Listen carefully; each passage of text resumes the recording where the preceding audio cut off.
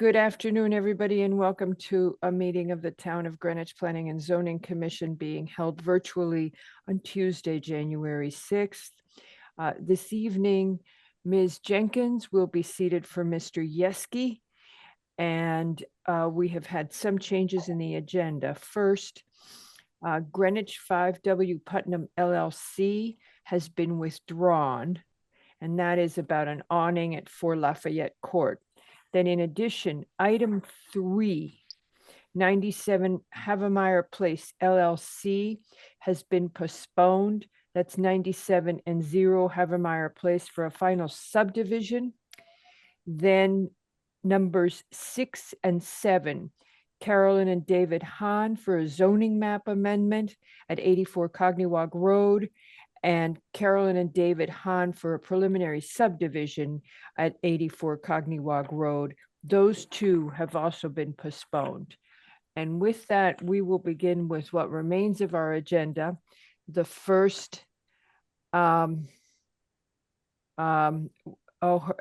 your audio's not working? Well, it's okay because we all have your. Apparently she can hear us. Okay, so you just, we see if you just text us anytime you have an issue. I don't know why it doesn't work, but I don't know. Just text us. We'll be watching for you if you have a problem, or raise your hand and we'll be watching for you in both cases. So raise your hand and let us know if there's a problem or call us. So with that, we begin with 33 Byram Shore Trust, who is representing the applicant.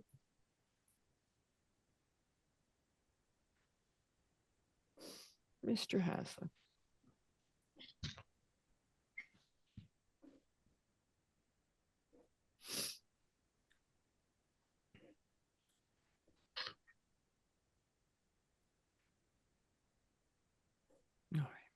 Okay, so 33 Byram Shore Road Trust for final coastal site plan to demolish the existing structure and construct a single-family home with conversion of an existing garage to a gym across 2 properties totaling 31,798.8 square feet located at 33 Byram Shore Road and 0 Byram Dock Street in the R12 and coastal overlay zones. We currently have this as a must decide tonight, Mr. Haslam. I'm not sure we're going to be in that position, but let's see when we're done. I understand. Okay.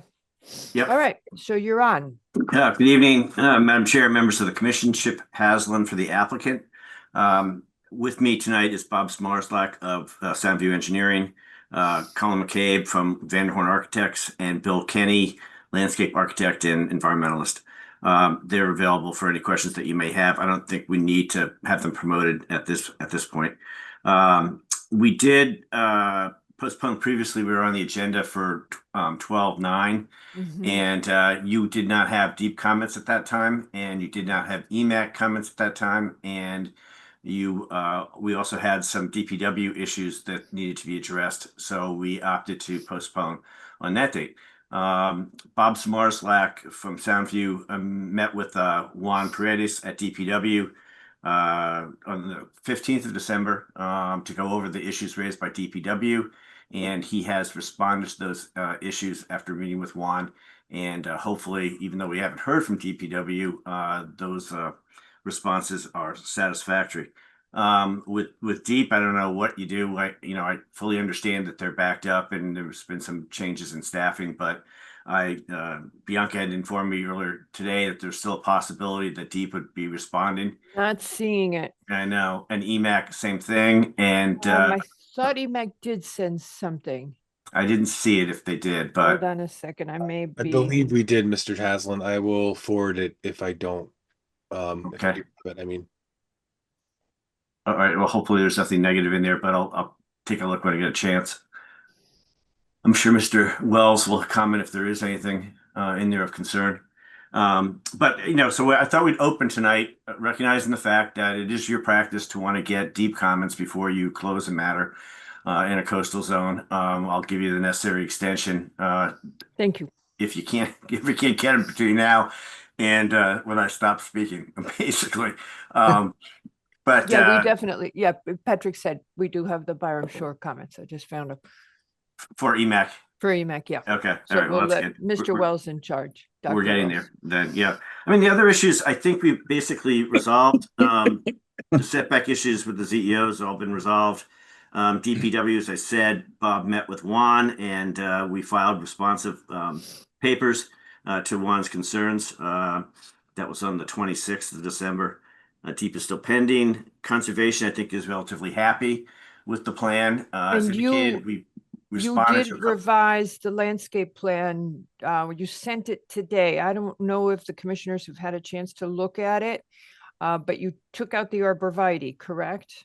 We took their suggestion and swapped out the arborvitae. Okay. And we also made sure that the rain garden was not shown anymore to be in accordance with the site development plan. So those are gone. So hopefully that issue's been resolved. The EMAC, as I said, we're pending. Sewer, we're fine with at this point. And the only other issue that came up is about this easements across the property. I did research on the deeds for all the surrounding properties many weeks ago, and then also looked at map number what is it I had here 9438, which was for 35 Byram Shore Road, which is the consolidation that you did last year or 2024. And there's no record of any easements in favor of 35 Byram Shore Road across the subject properties at all. So I think that's issue I think has been resolved. The 31 Byram Shore Road, we did find a easement access across that southwest corner. It's now indicated on the ZLS as such. It is just to get access back to 31. I can't find that anybody else has any rights over 33 Byram Shore Road or Zero Dock. So I think that's it on that issue. So I guess we have to leave the matter open. I'll give you an extension if you're. Oh, I think we're going to have some questions for you. So Okay. hang on a sec. Mr. McRae's got his hand up. So Nick, why don't you go first? Yes, Mr. Haslam, can you guys explain exactly what changed on the landscape plan and where? Because we only received it this afternoon and I don't think we've. Yeah, I realize that you're going to have a little time to look at it, get it in this afternoon, but we thought we might as well get it into you anyway, recognizing that it's probably going to be held open. But it was the swapping out of the arborvitae for the plants recommended by conservation, and it's the removal of the rain garden to be in accordance with the site development plan. Where was the arborvitae? It was, Bill can comment on this. Bill, do you want to call up? I believe it was close to what was the rain garden. If you could bring Bill Kenny up, that'd be helpful. Also, what was it replaced with? Get the plan.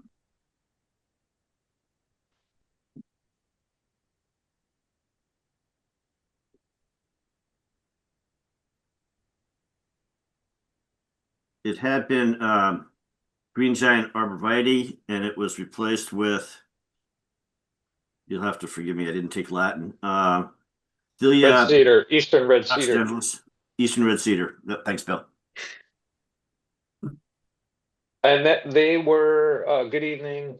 That Bill Kenny, he's for along the pool, northern property line, between the pool and the property line.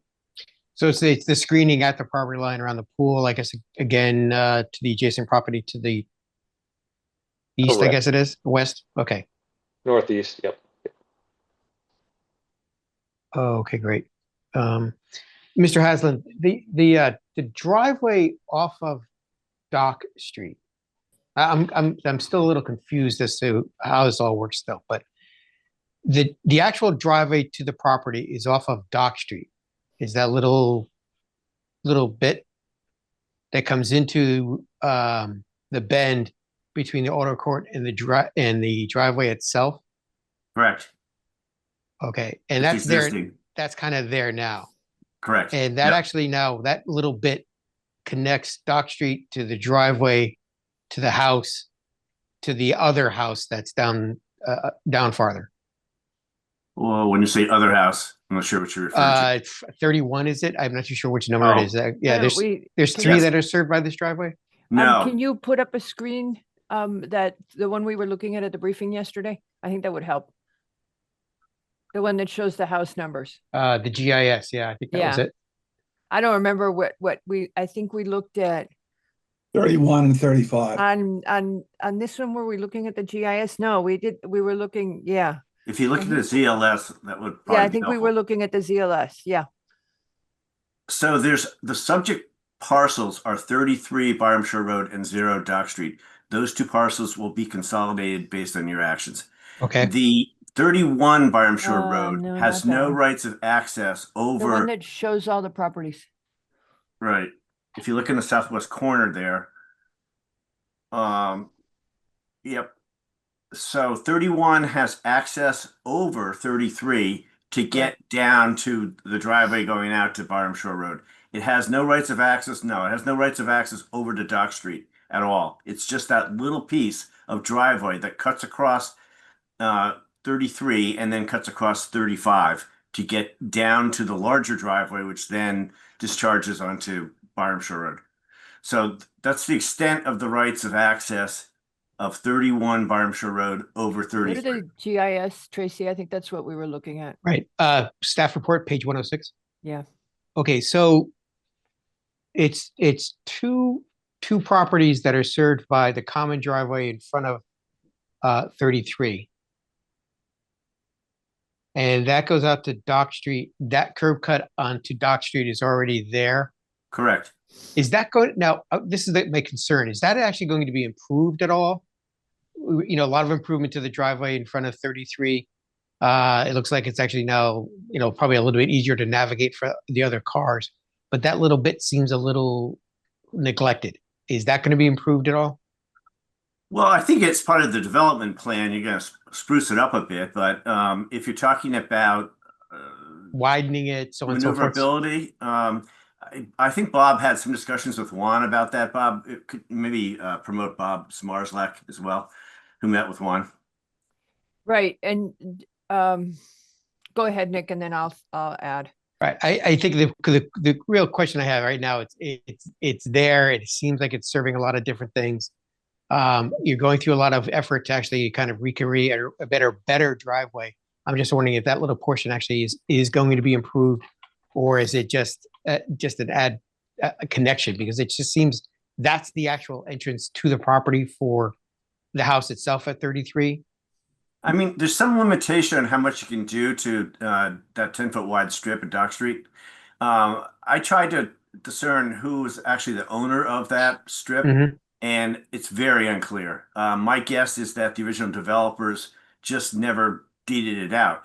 In 1963, 14 property owners got together and put on the land records an agreement by which they could all use that 10-foot wide strip for this, and also to access an island, which they all have a 1/14. Oh, no, inch no, no, in. not the one that goes to the water, that access strip. I'm talking about actually, there's a driveway in front of the house now Right. that goes to a curb cut onto Byram Dock Street. I think there may be two Oh, stone and the wall there. 25-foot wide. Right. Okay. Right. Okay. Yep. And my concern is that little portion that actually connects between Byram Dock Street through the stone wall to the new driveway, is that going to be improved at all?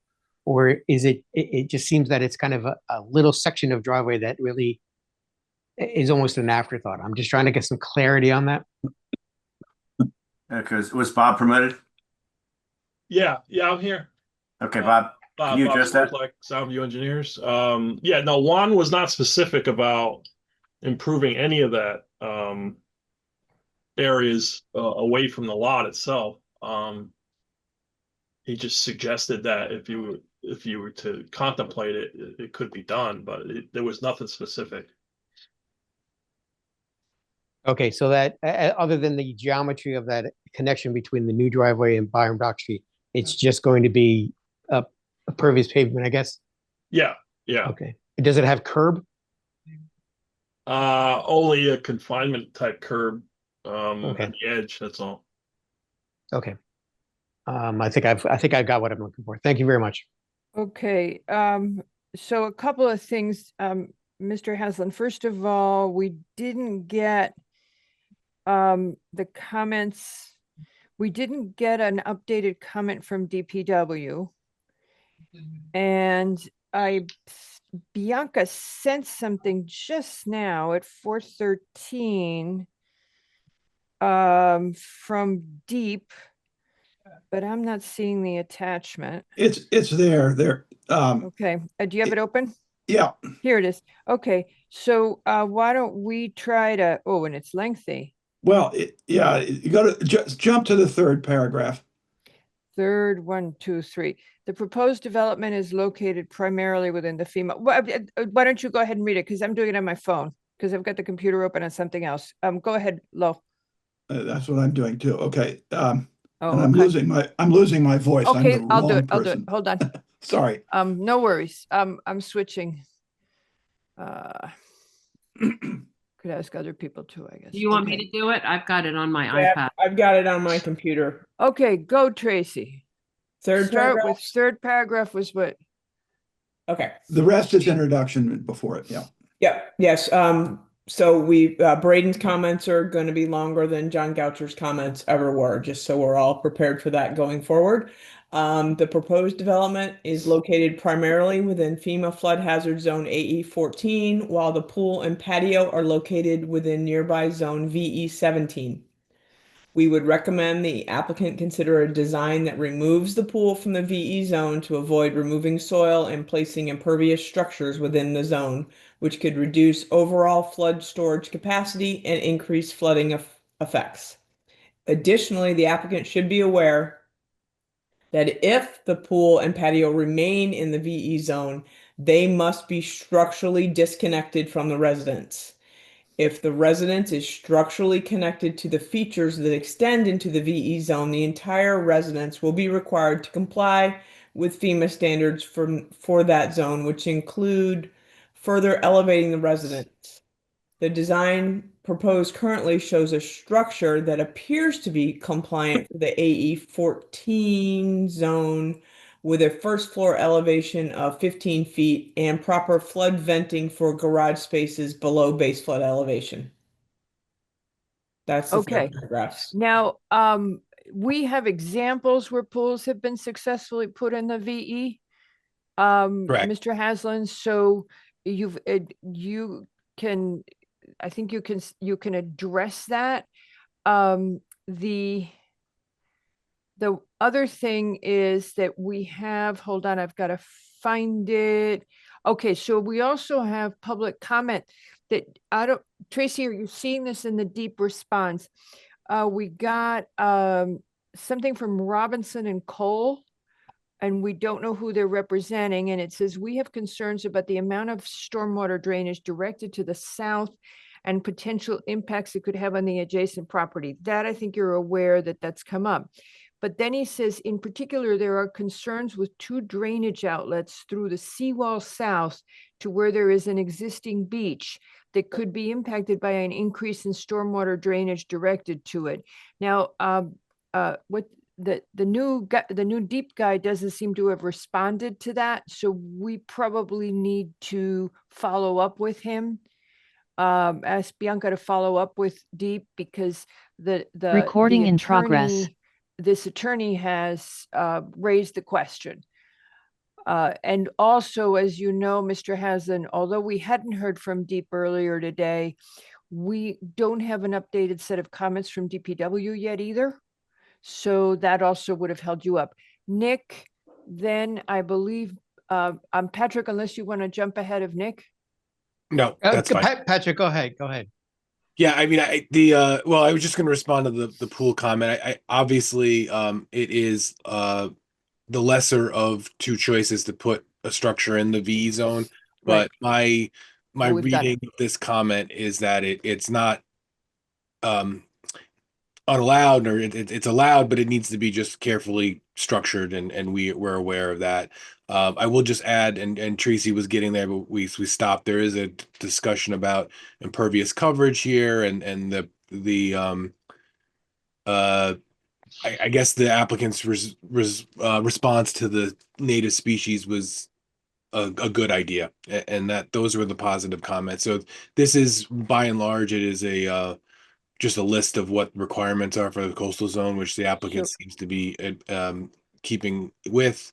But we don't have that engineering comment, like you said, Madam Chair. So Okay. Well, so we will when- construct, obviously, to the standards for putting a pool into the VE zone, which is the chair's indicated, is done with some regularity. So we will meet that requirement. We have been in The communication. last time, just Mr. Pardon? Haslam, the last time we approved one, we, as I remember, asked for relatively specific drawings, considering that it was in the P and Z process. Do you guys remember what we got? Yeah, It was on it's- Coriglia. It's It was very the- specific. We were actually looking for, because the pool is going to have its own permit. right. We were looking for the engineered drawings for the pool itself. Yep. And making sure that it was actually not structurally connected to the building. As I see the plan here, you've got patio around it, Mr. Haslam, and it doesn't seem like it's actually structurally connected at all to the house. Mhm. So that it short of it, it's basically just gonna, bit of a flood, it's just gonna fill up with seawater. Worst case scenario, if it pops up and floats away. So Yeah. So I that don't was think there's on an issue. Coriglia. I think that's the last time we saw him. Tracy, did you want to jump ahead? I think Nick's got some other comments he wants to add. Right, just on the structural connection and having worked with the ZEO on this with Dex, the ZEO will look for specific notes on the plans to make sure that the notes state that it's structurally disconnected as well. Okay, Mr. McRae, go ahead. Mr. Haslam, just, I don't want to harp on this, but going back to the driveway, how would I access if I was coming to this, to the site? How is it intended to be? Drive down Dock Street and come in the back door? Or is it the other way around? Well, drive down Dock Street and you make a right into the property. And, Okay, got it. right. Great. Thank you very much.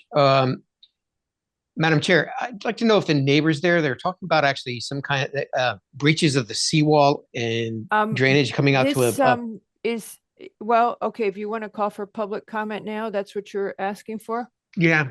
Okay, Before well, you do, I'd just like to tell the we're commission not that ready yet though for it. Go ahead, Mr. we Haslam. did acknowledge the fact that Robinson Cole had sent that email some weeks ago, and I contacted the person that wrote the email. Oh, good. Christopher Shout?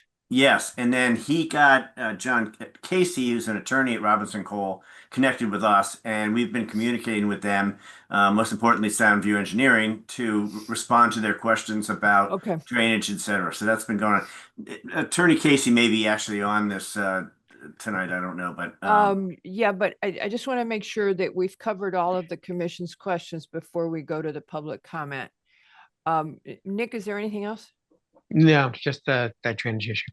Okay, so let's just hang on to that thought for a second. Mr. Wells? Thank you, Madam Chair. Yeah, a couple of questions on the heating plan, which basically are the same as the questions that EMAC asked. And I guess the first question is geothermal going to heat and cool the whole house, or is it going to be buttressed by, some other heating device, if you know? I would call Colin McCabe, who's from Van Horn Architects, who drafted the narrative, if he could be brought up to a panelist too, so we could address that. And I haven't read the EMAC comments yet, obviously, because you just got them while we were. Yeah, we just got them. And then, I mean, their other question was, is the geothermal also going to provide hot water to the house? And then, is there going to be heating of the pool, and what would be doing that? Geothermal or something else? Colin, can you respond to that? Geothermal will be used to heat and cool the entire house. It will not be used to heat or cool the pool. And it will not supply hot water. There will be hot water tanks that supply hot water. Okay. And gas-fired hot water tanks? I believe so, yes. And what about the pool? It's still in the planning phase, but I also believe gas as well. But that's not going to work too well underwater, right? So where are you going to locate the gas? Up in the main house, or can't be next to the pool. It's going to be underwater. I think that's something we have to look into. Elevated. Okay.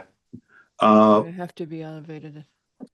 Yeah, a couple other yeah, on the pool, in addition to the requirements that Nick had, you all know this, but there can't be structured fill supporting the pool. I mean, it can help landscape, but not supporting it because there's concern about it getting scoured away. And then would have been helpful to have, in terms of drainage, both the previous impervious and the current, because if you look at the staff report, pages 31 and 32, it looks like there's a lot of additional impervious. I'm also looking at the driveway. There seem to be two garages. Is that right? One off-site and one connected to the house?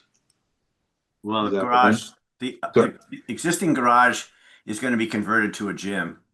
And then Okay. there's that garage in the house. If I'm Okay. correct in that, Colin? Yes, that's correct. Okay. Well, it sounds like you're coming back, but if you could give, the current impervious and the proposed impervious, that would be helpful. And then final comment on the driveway. It looks like there are two, motor courts, one in front of the house and then one, outside the garage. Nice to have, but sorry, is the driveway going to be all pervious? So maybe that point is moot. Mr. Haslam, Um, is the driveway pervious? There's a portion of it that will be. Okay. And the parking Deep's court, comments were the same, right? When we read Deep's comments, Tracy, didn't they also say they were concerned about the amount of impervious surface? I'm muted. Sorry, I know I was muted. Deep was talking about impervious cover as it was related. They did note it was a significant increase in impervious area, 7,100 square feet. But that the drainage system appears to be designed to address that. Okay. All right. Well, let's see what DPW says. Thank Go you. ahead, Mr. Wells. Or you go Yeah, ahead. I'm done. Thank you very much. Okay. Thank you. Madam Jones. Okay, And so there should also still be a buffer. Deep wants a buffer, okay, so vegetative buffer with deep-rooted, salt-tolerant native species. Oh, sounds familiar. Yes. if I guess we're going back deep to sort of further on stuff. There's also was a question about the fact that the town GIS and the survey show something, and there was a question as to whether Deep was going to. I guess the applicant had noted that the property had been increased by a deposit of fill sometime that they didn't know, and I didn't see a confirmation or hear a confirmation in the Deep letter about that, and I guess we were waiting to just hear about that as well. The differences in the maps, because Bianca, as I remember, Bianca's got it here in the staff report. Yeah. Right, Mr. Haslam? yes. It was number 7. Number 7, the parcel boundaries on the town GIS map appear to cut off a portion of the property, but the survey shows it is including that area. The applicant noted the property must have increased by the deposit of fill at some unknown time. Staff is waiting comment from Connecticut Deep to confirm the statement, and Deep didn't touch on that. So Deep's comments do not address that. and they may just really not know. Right. Because we've gone through that one before too, where someone just goes and does. Yeah, right. I believe your staff also tried to look, Bianca tried to find aerials, etc., but was unable to do so. And I couldn't find anything either. So Yeah. I don't really know what happened or when it happened. Okay. Mr. Lowe. Yeah, just to follow up quickly that Tracy just alluded to this. The penultimate paragraph does talk about the removal, although the rain garden initially proposed has been removed from the proposal as it was not allowed in the VE zone. The applicant should still prioritize that area as a buffer with plantings of deep-rooted, salt-tolerant native species of grass, et cetera. And I wondered if the applicant or one of the representatives here would comment on Bill Kenny on the revised landscape plan and the buffer that is in the landscape plan. Does somebody have it so we can throw it up on the screen?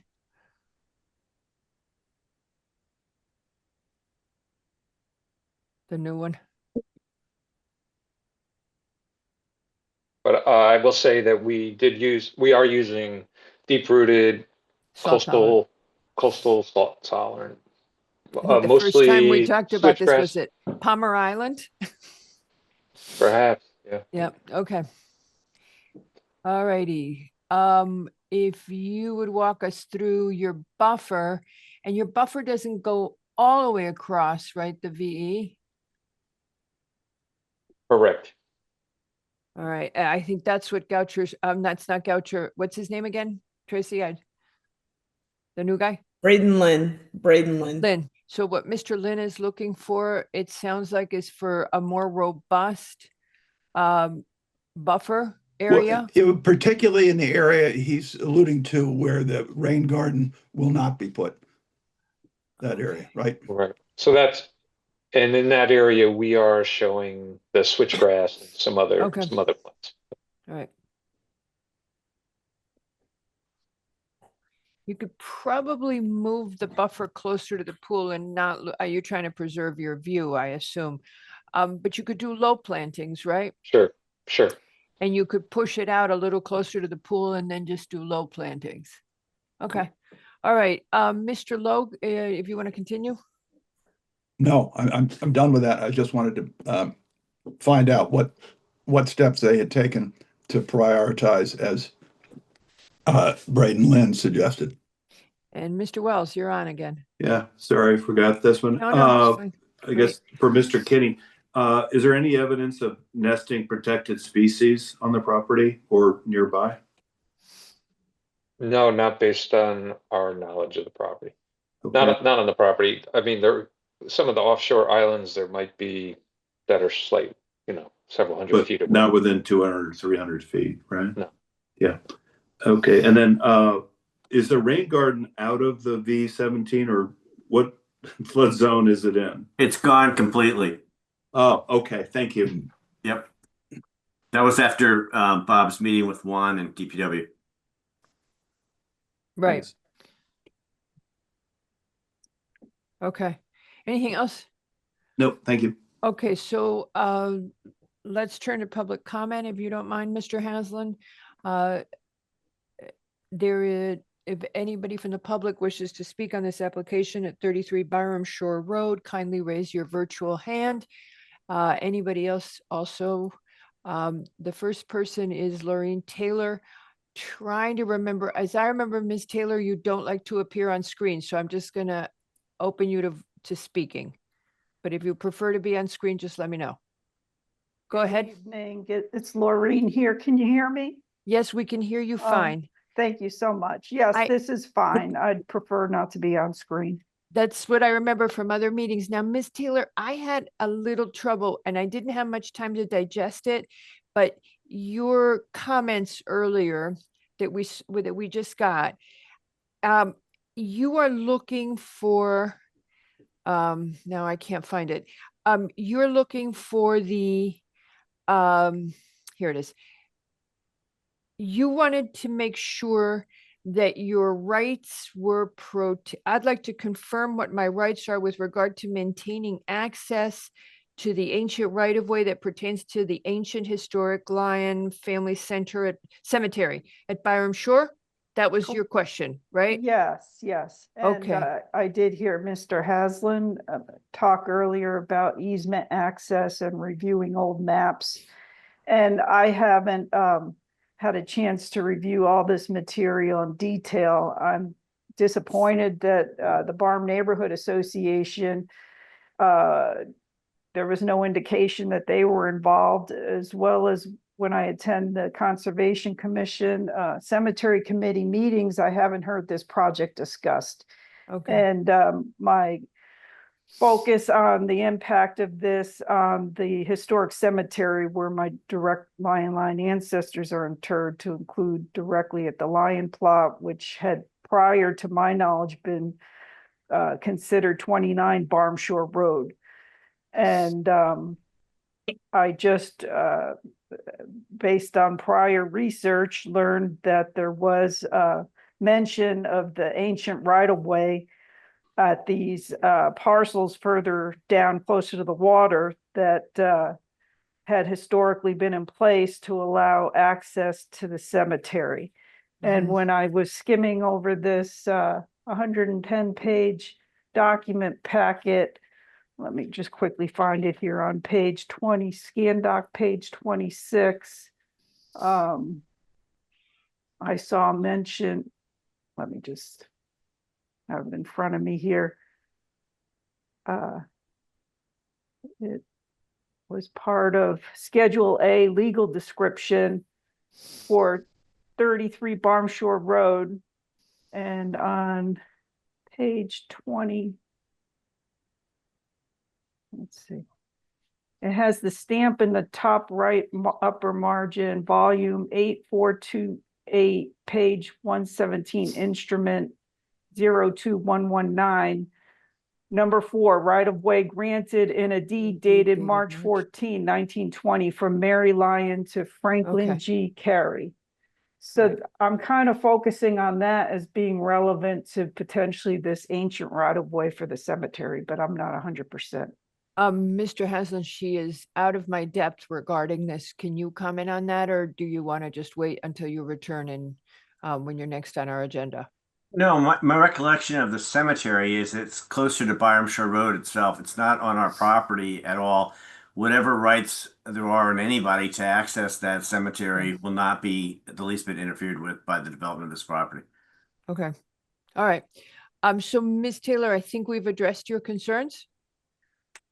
Well, I don't know if he did a comprehensive review of this ancient right-of-way, which my understanding was existing further down, potentially near Elise Friend's property, that it involved that, and not having a chance to review all of this. I just wanted to mention that's my concern about access. You're going to have time because we're going to continue this application, and Mr. Haslam's going to give us an extension because there are enough open issues, and Okay. he'll have a chance to look at it. Okay. Thank you. So thank you very much, ma'am. Thanks. Okay. So anybody else from the public wish to speak on 33 Byram Shore Road? All right.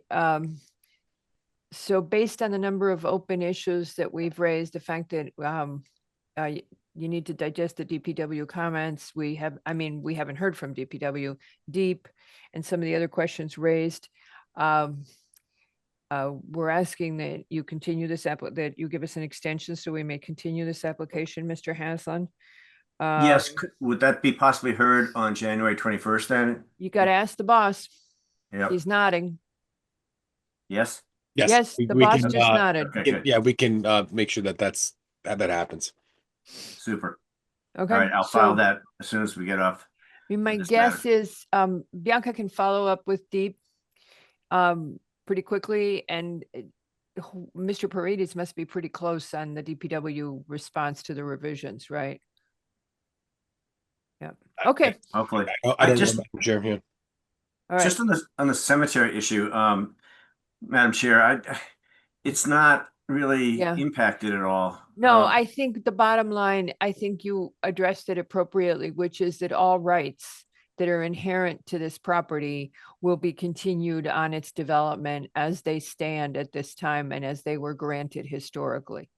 Correct. Yeah. So I think that was what Ms. Taylor was looking for to hear someone say. Okay. All right. Thank you. Thank you. All righty. Okay. So we'll see you when you come back on the 21st with this then. Very good. Thank you. Thank you very much. And we move on to our next application, which is, well, I should wait. Is the applicant here?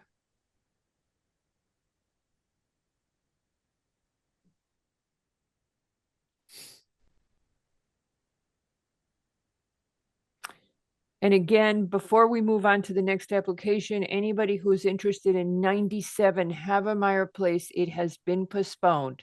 Application number 3, 97 Havemeyer Place has been postponed. Who's representing 122 and 132? It should be SE Minor. We're asking for promotion right now. Okay. Here we go. Should be coming through. Okay.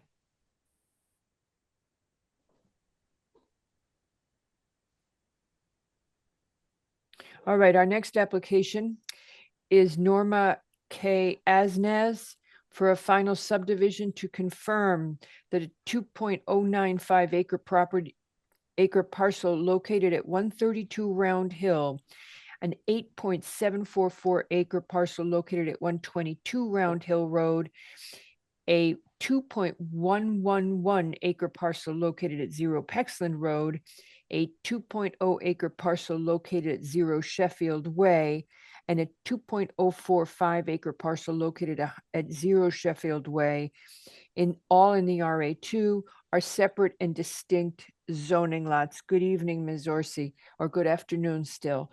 I understand, in case anyone missed the correspondence, that a signed version of, not a Mylar back then, but that a signed version of the map has been located. We are apparently, Patrick, do you want to explain? We think that what happened with the original signature that was missing? Yeah, I think there's just degradation in the ink, and it's very clear that there was a signature. There is a signature there. It's just it's faint enough that when scanned, which is what most of us rely on when we're combing through the land records, that it wasn't perceivable, but the physical copy it is. So, and we're using better markers now. Okay, I'll let in Ms. Minor. I miss Ms. Ma. We Okay. also have Brooke Devaney from our team. Okay, You well, might- let's start with you because you're the main presenter, right? I am. With me is Gigi Ma and Brooke Devaney. You might also know her as Brooke Margalisi. She may be in the audience Yes, raising her I'm hand. seeing her. We will promote her, but you know, I was remembering that in the old days when we had one microphone and a podium, one person at a time was at the podium. So let's try to keep it focused that way. Okay, so do you want to start with your presentation, and then I think we're going to have some questions for you. Absolutely. And I have a presentation I can also share if possible that we have. I have some visuals I think would be very beneficial. Mm-hmm. You're set to share, Rachel. Thank you, Pat. All right. Oh, jumping ahead. Is everyone able to see my screen? Yeah. All right, thank you. Good evening, everybody. Rachel Orsi from SE Minor on behalf of the applicant. We're here tonight seeking a lot confirmation for 5 properties, all owned by the Asnaz family. They are as shown here: 132 Round Hill Road, 122 Round Hill Road, 0 Pexland Road, 0 Sheffield Way, Lot 1, also referred to as Tract 1, and 0 Sheffield Way, Lot 2, also known as Tract 2. We are here seeking lot confirmation for these 5 properties as they've existed for the past half century. These 5 properties are located in between Sheffield Way, Lismore Lane, Pexland Road, and Round Hill Road. As we've heard, this is a image of these 5 properties just to get some context as to how they sit in relation to each other. 0 Sheffield, the 2 0 Sheffield lots are to the north off of 0 Sheffield. Below them is 0 Pexland Road. The large lot in the center is 122 Round Hill, and the triangular property to the right is 132 Round Hill Road. These 5 properties were originally created via a subdivision approved by the Planning and Zoning Commission in 1968. And this map is a depiction of that subdivision for Oliver Grace. This map is 4888, which we've luckily found is signed and on file with the land records. And we have included a picture of the faint signature. We did hear that you're looking for potentially some clarity in regard to the property ownership and transfers as it's occurred throughout the years. Yeah. Yes, and also the issue of existing nonconformities, but go ahead. Yes, and we have both items prepared for you today. Mm-hmm. Okay, but you have not submitted it to us. This presentation has not been submitted, but I believe We don't everything have the within. we don't have the nonconformity situation. It's in the staff report that the applicant should confirm that the proposed lot configuration does not increase any degree of zoning nonconformity. Is that your understanding as well, Patrick?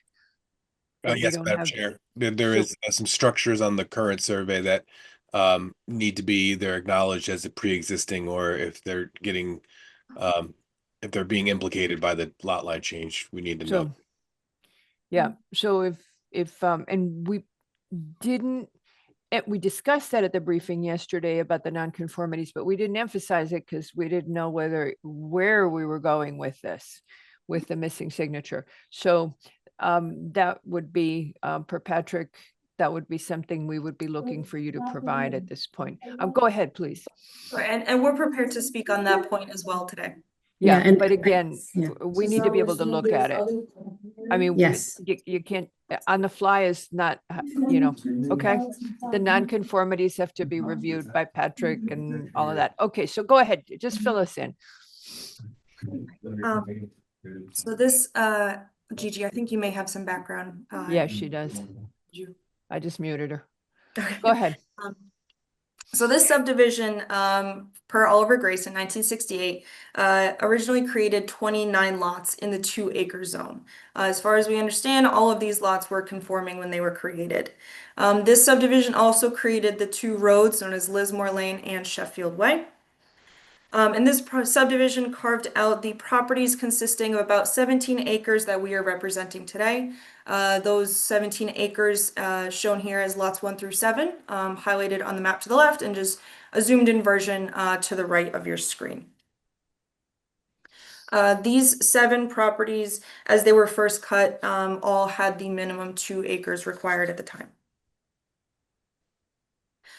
To go into a little bit of the history of these properties and as they exist today, I'd like to go back to the late 60s, early 70s when the original subdivision occurred. The applicant at the time, Oliver Grace, had, after subdividing and allowed to create these 29 lots, he began selling off the properties. Of these properties, he had actually recut some of the internal lines. And actually, I'm going to go back one slide here. As you can see on the subdivision map on the left, the 29 lots here don't have meets and bounds as typically what we see today, and is what is standard of today. And we don't believe that is atypical of the time of those original lots. And the meets and bounds were described later on at sale or for building permit purposes. So with this original subdivision map, there were 7 lots carved out. Just want to make that distinction that these lots weren't described, because as we go into the nonconformities and the property lines, just wanted to clarify, it would be an approximation as these lines are not legally described. These property lines, these internal lines here are not described via meets and bounds. So those numbers would be approximate. So as Oliver Grace began selling off his properties, he went into agreements with the Asnes family, and they had looked to first purchase the larger lot, which is now known as 122 Round Hill Road. This screen here on the top left shows what the original subdivision laid out as, and the survey in the center of the screen depicts how the Asnes family and Oliver Grace had first started to discuss cutting up these lots and providing them with meets and bounds. An important note specifically on this map was actually created prior to the sale to Marvin Asnes of his first property, the first property of the 5 that he purchased. So this map was created in '73, and it's an internal map with SE Minor. The reason we wanted to include it here today is specifically in regard to the cemetery. On the survey in the top right corner, there's a private cemetery that exists off of Round Hill Road. So in this first cut, while the Asnes family and Oliver were going through these property lines, they had actually included the cemetery on this larger 8-acre parcel. But when they finally made it to sale and finally described these lots, that cemetery was then included on the northern property, which today is 132 Round Hill Road. So this is one of the first properties that Marvin Asnes and the Asnes family purchased, and this was in 1973. So that was just 4 years after the approval of the original subdivision. This next slide depicts a survey that was prepared actually for Oliver Grace, so the original subdivider. While he was working to create the meets and bounds and formally describe these properties, we get closer to what is the current configuration to how the Asnes family purchased the properties. So on this map, you'll see that the cemetery is now formally located on Lot 1. And Lot 2 has its 8.744 acres, which is how it exists today. The Asnes family purchased Lot 2, as you see here, in 1973, along with Lot 3, which is known as 0 Pexlin Road, on the same day in 1973. So all of that is going to be useful when you talk to us about all of the deed history. It is useful to us in the context of what subdivision regulations were in effect at the time, what legal nonconformities you have in place at the time, and whether or not there has been any type of merger by default on any of these properties or any such. Patrick, is there anything you would add to that? No, that's exactly what the analysis should be. So what we're looking for is, you had given us the deed history, but what we're looking for is how any time that a lot was formed, anytime that a lot was formed, where did it stand relative to the subdivision regulations? Because that'll give you, well, as you know, I'm not telling anything you don't know. But what we're looking for is where you are in terms of legal nonconformities, or whether there's anything that is not a legal nonconformity. So, because you had given us the history and it's super interesting, but we need to tie it back to the subdivision regs. Or are you getting there and I cut you off too soon? Sure, we are getting there, and it was our understanding that you're looking for more of a visual to walk through how these lots were created. So you can just send us this. Okay, go ahead, keep going. All right, so by 1973, the Asnes family had owned Lot 2 and 3 on this survey. Moving ahead. And just one question, were all these maps filed? So the only filed map is map 4888. Which is the original subdivision map. All of these surveys that we're going through today were in the private records of SE Minor, but they were included in the application materials when they were. But they're not legal. Patrick, help me out here. If they haven't been filed in the land records, they don't exist.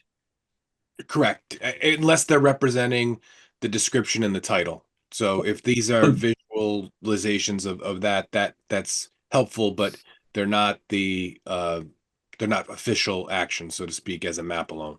So these lots were drawn on have been surveyed but never filed.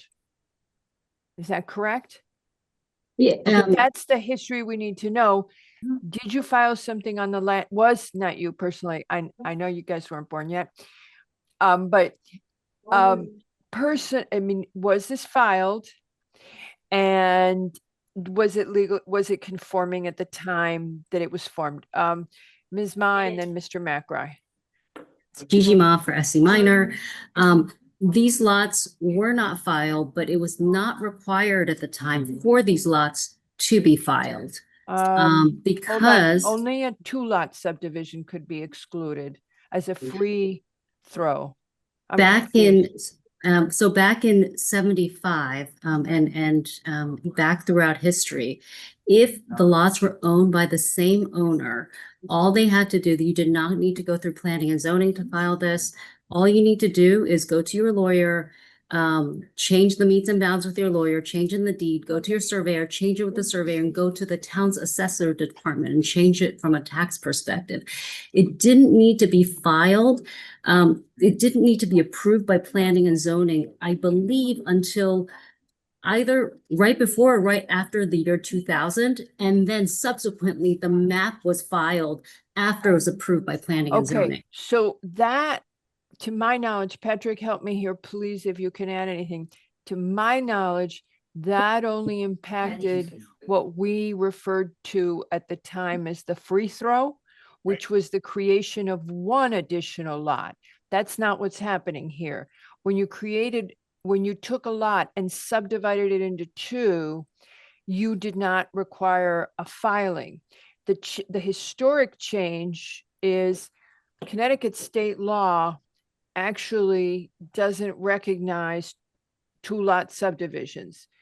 Because Greenwich is a home rule community, we do, and we require the filings, and that's what started, as I recall, in 2000 something. It was also before I was born, but I remember the older folks talking about it. But Patrick, you want to, and I know Nick is waiting to speak, but Patrick, you want to give some color on this? Because this is not how I recall all this. So prior to 1970, subdivisions that needed to go to the commission were ones that included roads.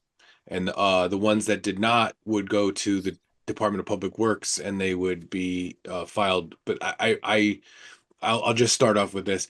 I am not aware of any time where titles were not required to be filed on the land records. That's been the way that all real property has been tracked since the beginning of the community records going back to 18 something. So that would be information that we would need to discuss and understand. Right. We need to understand that, because if what you're telling us is new, I'm always willing to learn, but Patrick, I'm looking at this, it says 1973. Right. So, because the big question, so I think we need to clarify this, because this is the first I've ever heard of being able to do free throws of several lots and not filing them on the land records. Yeah, and that's my point, Madam Chair, is not the commission decisions. I looking through these changes and whether they were done and filed or not on the land records is not what I'm talking about. I don't think any of these appear to have required a subdivision application to the commission. No, I'm just asking about, do they exist legally on the land records? So that's what I was asking.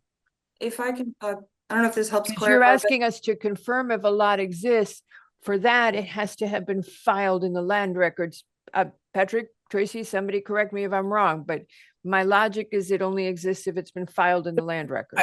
So just as a distinction here, I think what Ms. Ma is stating is that the deeds were recorded in the land records. It's just you were not necessarily required to record a map.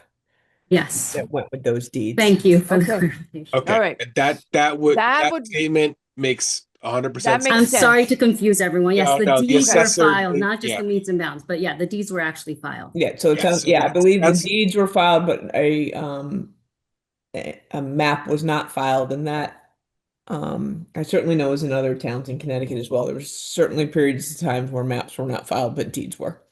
Okay. All right. Patrick, did you want to add something? Yeah, that would, and again, that's consistent with the history of the town, is that there are transfers and the deeds are described, but they're not drawn and they are filed. So, yeah. And it's consistent.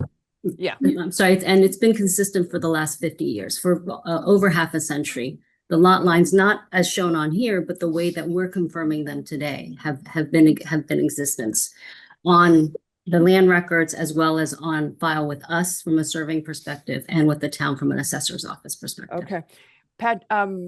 Okay, so Patrick, you're good? Yeah. Nick, you had your hand up and took it down. Do you want to jump in? No, my question was answered. I think if Ms. Orsi can continue, we can get to the bottom of this. Okay, if you could wrap up, Ms. Orsi. Okay. And to clarify, this survey you see here, lot 1, 2, and 3, as depicted, are is a representation of the deed for these properties as purchased by the Esnes family and as held today. Okay. And then prior to the Asnes family purchasing the 2 Sheffield lots, again, Oliver Grace had recut the internal lines. Shown here, lots numbered 6 and 7 reflect the 2 Sheffield lots. And as you see in the top left corner, they were a little bit more square in shape compared to as they were sold in the deed. They're a little more geometric.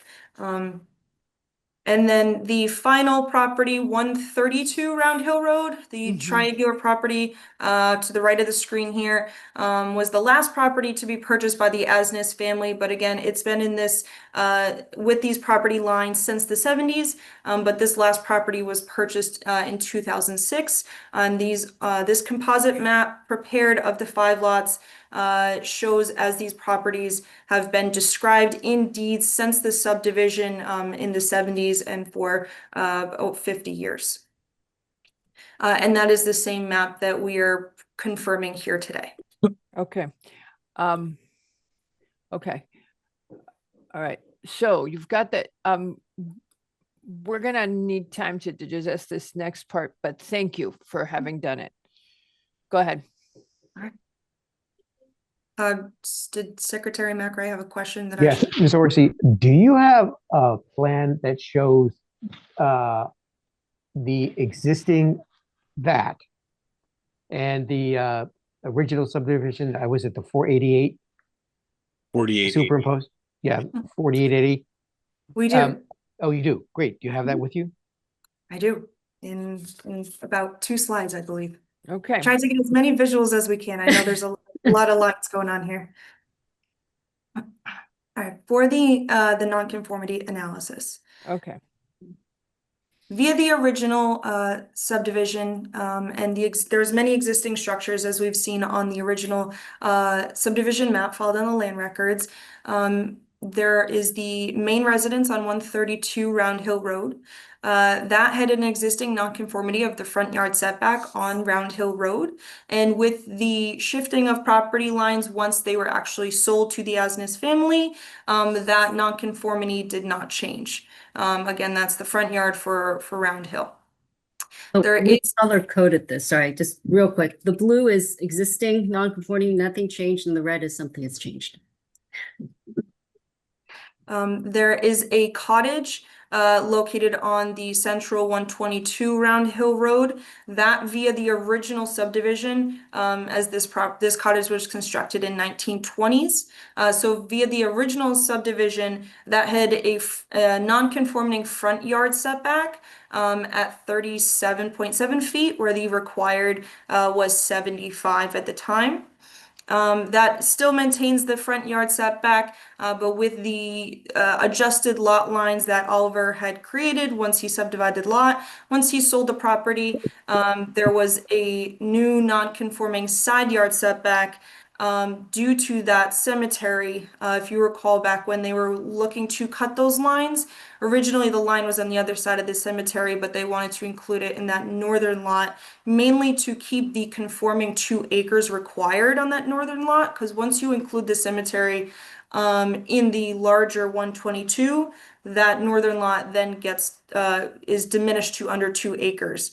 But with that shifting of that lot line, and once it was sold, that created the side yard setback nonconformity at 31.3 feet, where the required is 35. So in summary, that northern lot was the lot line shifted to make the northern lot conforming from a lot size perspective. Okay. And as a result, had created a small setback nonconformity. So more conformity one way, less conformity the When other did way. that happen? When you say new non-conforming and the pump house, when do these take place? That was from the original subdivision map, which is 1968, to when they were sold to the Asnes family. So that would have occurred in 1973. Okay. So, and the pump house, is it by itself and there's no primary on that lot, no primary residence? that is correct, but it services, I believe it serviced the main house. So that's also a nonconformity Mhm. because you can't have only an accessory building on a property. Quick question. Yes, Ms. Nick, Orsi, jump in. the pump house services the main house. What does the pump house service? What does it do? Well, there's no main house anymore. That's the thing. No, I believe it serviced the main house on 122. So the large this house, which was originally constructed in the 1920s. We would have to was- confirm what the pump actually is for. Is that house there anymore? No, that, but the It bigger is. question, Nick, is that the nonconformity is that the pump house is alone on a lot without a primary. Yeah, I'm thinking Yeah. more of actually if the house is still there Yeah. and They this still is a need the pump, the house that services that house that's still there, Good then they're point. connected. To Yep. clarify, the main house is there, but that pump house does not service it anymore. It is not currently used, but the structure Wait, still Nick exists. is saying something different. He No, no, says no. they are So- connected. They're connected. It right, was his Miss- question. Miss Orsi, so the pump house does not service the existing residents adjacent to it anymore. It's disconnected. It's just a structure on that lot. It's not running, but have they disconnected the connection between the house and the pump house? Because that would be creating the nonconformity as well. Well, it would seem to me that actually if you have just abstract here, if that pump house was actually doing something for the main house, then it would seem to me that actually those two lots would have merged because now they have structures on both Okay. of them that are common. That was the thing. I can't remember which one of us raised it, but when we said merger by default. So one of the questions is whether there's been a merger. We say merger by default. There's probably a better term, but because as Nick says, you've connected the pump house and yet you've got a lot line. Second, the pump house is alone on a property without having a primary. And third, the pump house is potentially still connected. Ms. Ma, if you would go ahead, and then I got a suggestion for you guys. Yes, got confirmation from the clients. Pump is not connected, it's not used, does not But service there's anything. but the lines are still running underground. There were pipes running underground. Have those pipes been removed from the lots? I Need to think the confirm pump's that. been, so yeah, so if I could suggest to you guys, in the interest of efficiency, Yeah. you know where we're headed.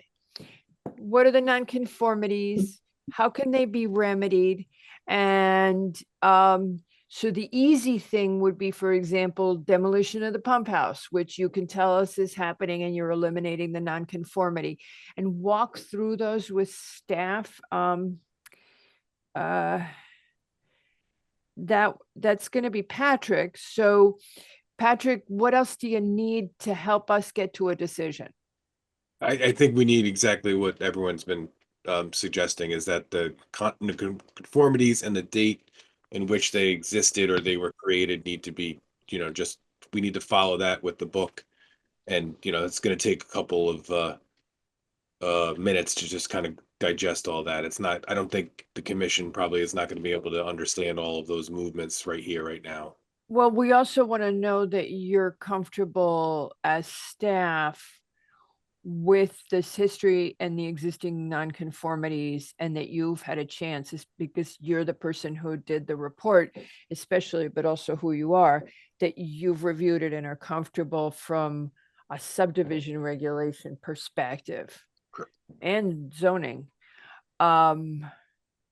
So Can I add just one more little thing? In terms of, Ms. Orsi, as you're going through this, in terms of any of the structures that are there, that are non-conforming, if you could just relate to us its use and its continued use, if it's to be demolished, if it's part of something else, so on and so forth, so we can understand what it is.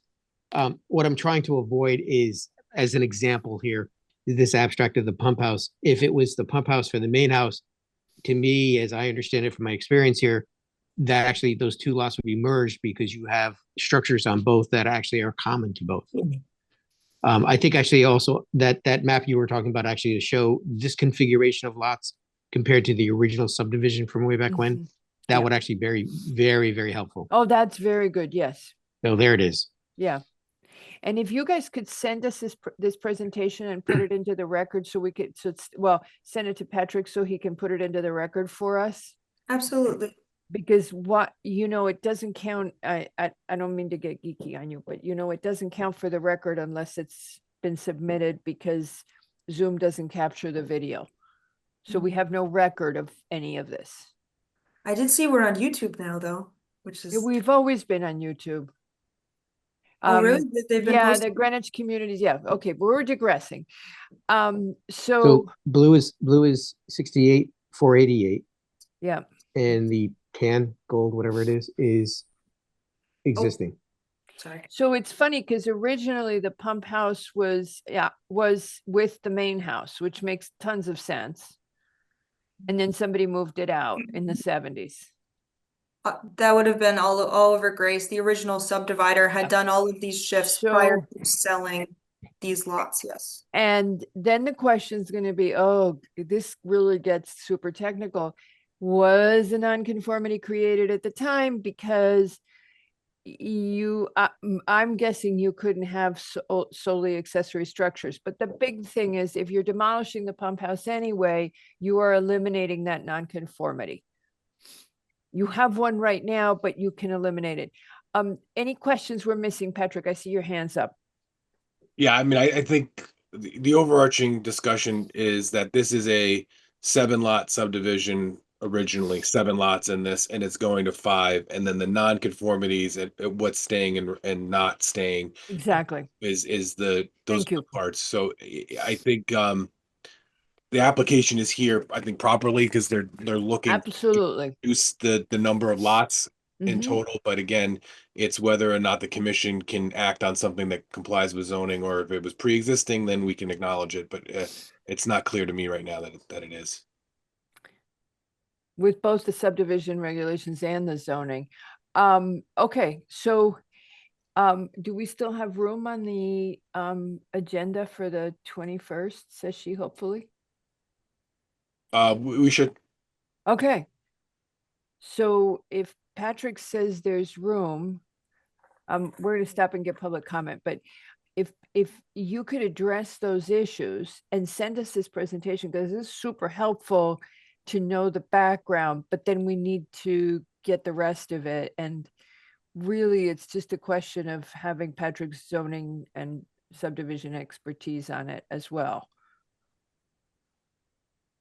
Were there, do you guys remember if there were other issues other than that on this? There are septic systems, but there's no septic systems, but it doesn't have to because the lots haven't been. There was one outstanding issue about the guest house on 122, and Yeah, that same was thing. resolved. But there are no the lots to the west, the bottom of this page, were not developed with septic systems, so there's nothing there. That was a septic issue, correct? Right, that's correct. Yep. The good news is the lots appear to conform generally. Right. For lots in the RA2, so we should be able to address. If we can just address what is legally non-conforming, we should be in good shape. So if it's okay with you guys, I'll turn to public comment. Would you like me to stop sharing the presentation? Sure. Does anybody from the public wish to speak on this application? We probably put everybody to sleep. Does anybody from the public wish to speak on this application at 132 Round Hill, 122 Round Hill, 0 Pexland, 0 Sheffield, and again, 0 Sheffield? Anybody wish to make any comments? No. Okay. So you have it here as a must decide by 123. You could leave it that way because you'll be back on the 21st. And hopefully we'll be in shape to make a decision. Sounds good with us. Okay. All right. Thank you very much for your time. Thank you. Thank you. I've also changed the site plan. I don't know if that applied to us changing the site plan. Okay. Ms. Cullen, we are now opening the public hearing. Raise your hand if you're good. Or maybe you can't do that either. And by the way, Zoom just updated, so this could, yeah, there you go. You're good. Okay, so just holler at us when you're not. I'm going to lower your hand now. And away we go. So here for the public hearing. And I think the applicant is representing himself on this item. Okay. And you'll need to rename him.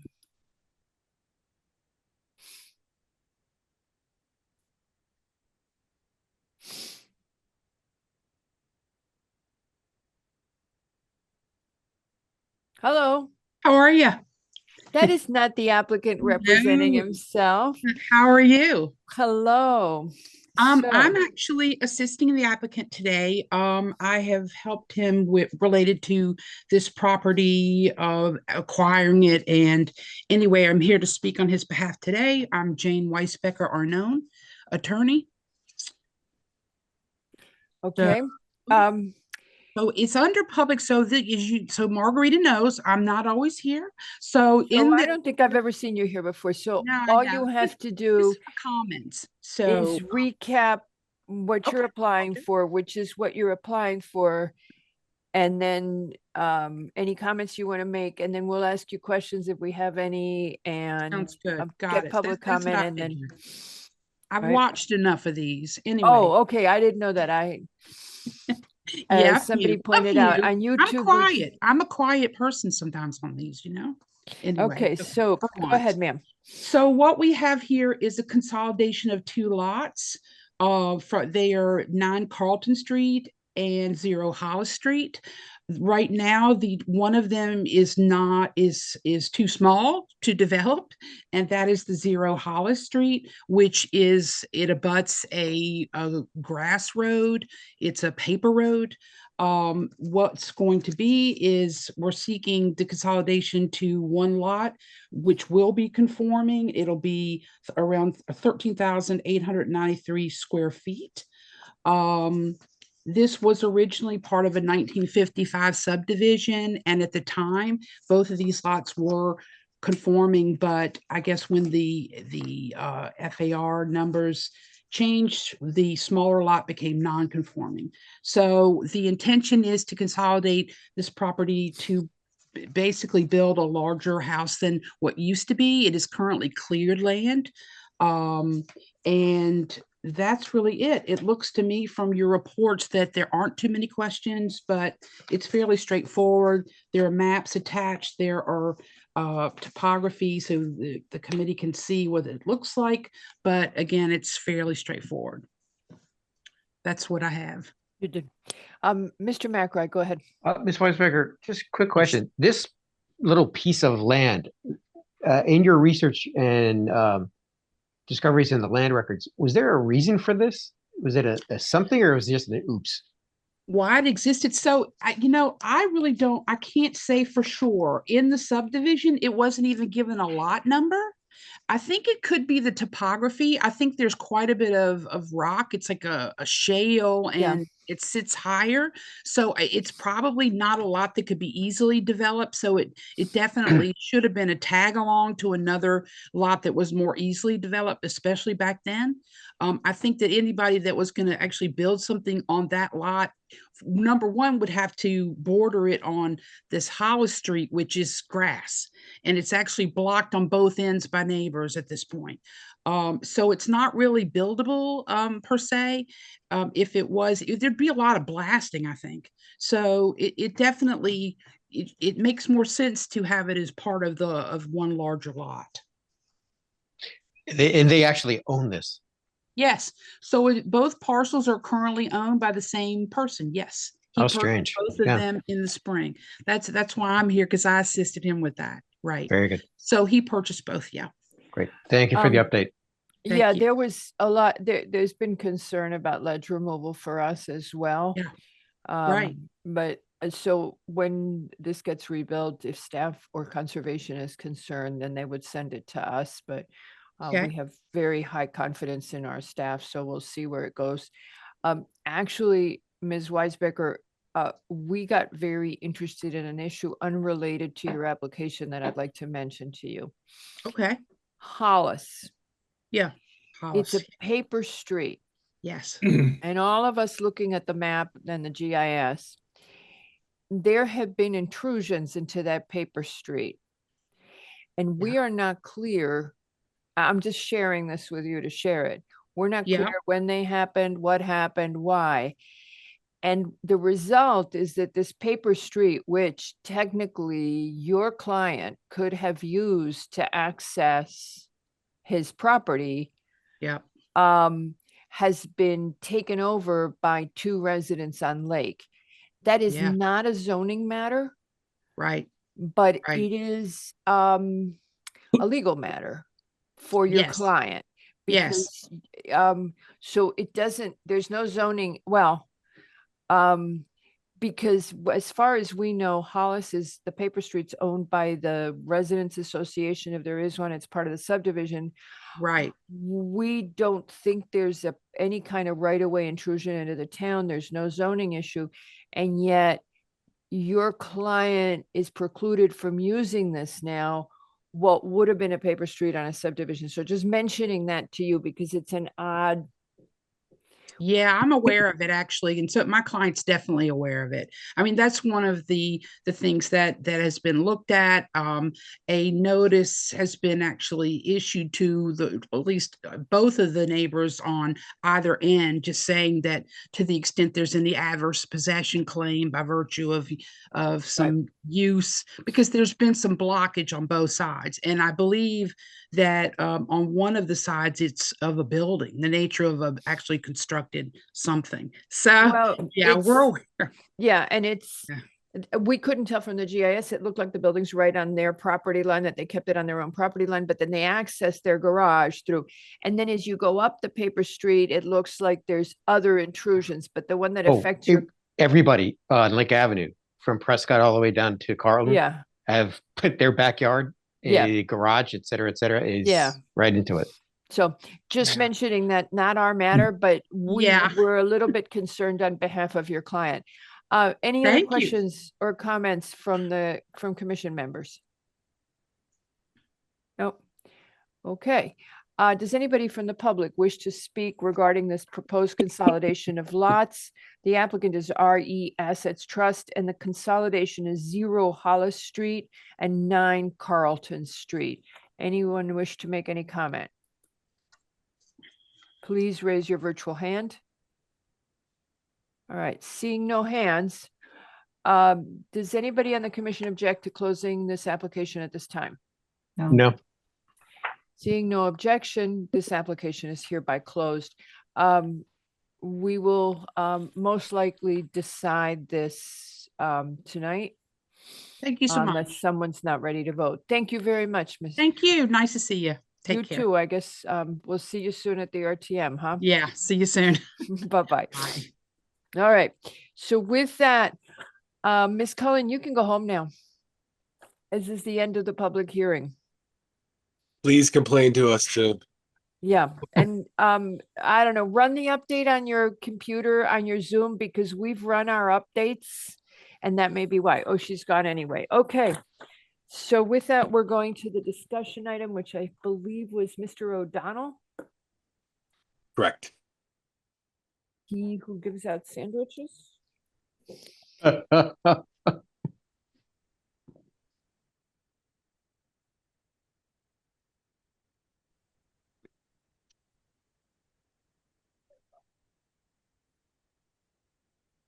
Hello, Mr. Madam O'Donnell. Chair, 43 Old Post Road, number 2 LLC for a pre-application review pursuant to, et cetera. It's a proposed construction of a new 6-unit residential development, including 1 affordable housing unit and associated site improvements at 43 Old Post Road, number 2. And again, this is going to be in the GB zone, and it is a 6110 application. That's actually not noted on our agenda, but it is an application under our moderate income regulations. Now, Mr. O'Connell, good evening, and please proceed. Good evening, Madam Chair, members of the commission. For the record, Casey O'Donnell on behalf of the applicant, 43 Old Post Road 2, LLC. As you are familiar, and I'm always grateful for your attention to our applications, it's a 17,000 square foot Just lot. pointing out that nobody ever gives us sandwiches. That's a shame. It's not right. Go ahead. Sometimes So- I think about how land use attorneys do not often get ginger snaps from commissioners, and I am also filled with woe. All right, go ahead. So you're Okay. grateful for our attention. Go ahead. GB zone, no CAM, no flood. It has a two-family residence on it existing, which is interesting. As I was observing the briefing, I thought it was interesting as well. That was in the same family, the Petrino family, and then ultimately D'Orazio's since 1916 until my clients purchased it in 2023. And you have a CO that was granted at some point for it being two-family, or does it predate everything and you can't find it? Madam Chair, I did not even run a municipal search on this property, only a title search to satisfy myself on the meets and bounds. The information based on the dimensions of the existing residence, other than those on the survey, are estimated from the field card. If this commission is interested, it's easy for me to track down because everything is in the same name. It was Hirschberg prior to Petrino. I don't think that we're gonna find any records other than what would be in the our beloved historic records. Well, so asking Patrick, even if it was didn't have a CO and all of that, it would be moving from a non-conforming to a conforming use. So It'd be the violation would be removed. So the violation would be removed. So I don't think we need to waste your time on it, because we were wondering if it was CO'd and legally conforming, then it was, a two-fam. But in truth, you're removing the building and you're moving into 6110, so that'll make you legally conforming. Correct, and we will also solve gross legally non-conforming conditions as it relates to setbacks. We're 14.8 feet from the front yard, whereas 50 feet would be required, and 2.8 feet from the side yard, whereas 30 feet would be required. So we'll be pleased if we can make it that happen.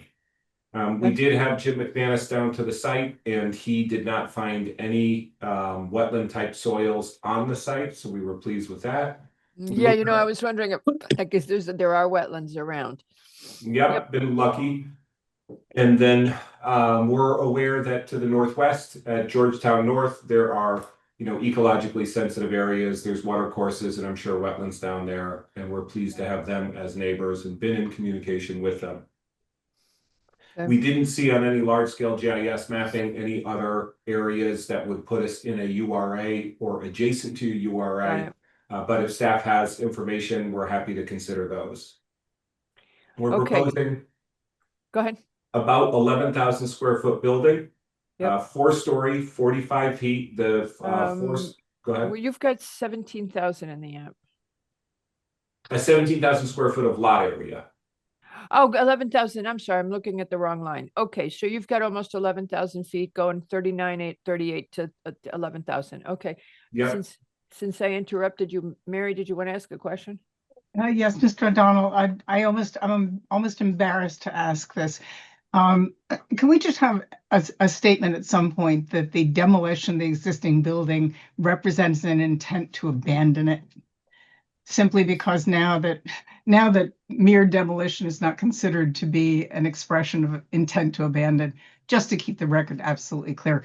You're building a new building, I understand, but the vagueness in some circumstances is can be easily cured, and that would be appreciated. Yes, I don't have authority to, and I do not think it is currently my client's intent to abandon any legally non-conforming condition on the property today. I think they will exercise that intent when they begin construction of a new structure. However, I have heard that request and I will bring that request to my client. I'm just going to make a note out of it. Okay, thank you, I appreciate it. You're welcome. Okay. All right, so you're going to do an 11,000 square foot building. Right, 0.645 FAR, so availing ourselves of some percentage of the 0.75 maximum bonus under 6110D. Also, the story and building height being availed under 6110D. We'll talk about those in a little more detail. Well, no, you're going to 45 feet 4 stories, which is what 6110 allows. Correct. Mhm. 15 parking spaces on total, which is within the required parking. There's 6 under the building properly. There's 4 in a subterranean garage that's to the northeast of And the main where massing. are the other 5? Where are we couldn't get to 15. There's gonna be 3 that are unpopular. There's 2 at the termination of the driveway. And so those would be all the way at the northwest. And the 10 under the building, and then there's 3 that are located in the required front yard. And I wanted to flag that for the commission and chat a little bit about I it. missed where they were. Okay, so I can put a site plan up, or I can. yeah, go ahead, put it up so we can look at it. That's going to be a 'cause I couldn't critical thing. find them. Okay, thank you. For one moment. Given the fact that you're fixing the front yards, the front setback, it would be so much nicer if it looked pretty. I think I would suggest that it's gonna look pretty, particularly when you take Green, into I meant to account say green. the 100 car parking lot to our right, and then the 2 parking Yeah, lots. I know, you're in a Okay. tough place and you got 411 right in front of you. I And got it. there's, we can, and this is, I think, when the front yard parking, as I've been working through this in my mind, because I know I owe you comments on that, is maybe we have to reevaluate front yard setbacks if we're considering a stronger prohibition on front yard parking. So how do we accommodate that? I could park the back of this building. I could have a more beautiful facade, put recreation space back there. The current structure permits for a relaxed rear yard setback. So it's kind of allowing me to push back to make a little more room in the front. And I think there could be an argument that says in the GB zone, in our commercial zones where we want this more unbroken streetscape, that we don't want to have this sort of large pasture area. Okay, let me get my site plan up and stop talking. Yeah, Okay. Let me zoom in just a bit. yeah, zoom. Okay, and then Nick, go ahead. Whenever you're ready. Okay, so Mr. O'Donnell, I think actually the critical issue that I'm seeing here, you've got the building in the back. It's more of the question of what happens with everything downslope into the condominiums down below, drainage, all of that kind of thing. There's some open space, that kind of, where's all the drainage going? Is it on site? Is this plan shows some kind of an outlet of everything, but you're going to get to that because actually this has a pre-app, there's going to be more design to the drainage. I think with as I'm seeing it here, you've got the 3 spaces in the front yard and the wall. Is the existing wall, I guess, is assuming that's being removed and a new sidewalk? That's correct. We anticipate the highway is going to want that wall because it is located properly on the right of way, not on private property. Okay. So I think actually understanding where your property line is and the new wall, those 3 parking spaces, they're in the front yard, is really evaluating the geometry of those 3 spaces and that wall, seeing if you can tuck it closer to get some, good landscaping, along the street as a buffer, more particularly for the parking than anything else. And if it's possible, to look at the grading and actually maybe even eliminate those walls, so you don't have kind of a shelf or something of land, and have the natural topography still kind of reach down to the street. And I know actually, yes, you have the large parking lot adjacent to it. There's another building down the street. You have 411 across the street, which is the big glass box. So there's an opportunity here to do something nice. I don't think you have to go kind of crazy with this, but let's get something in the front yard that works. It seems that actually it's a landscaped area, I guess, for recreation.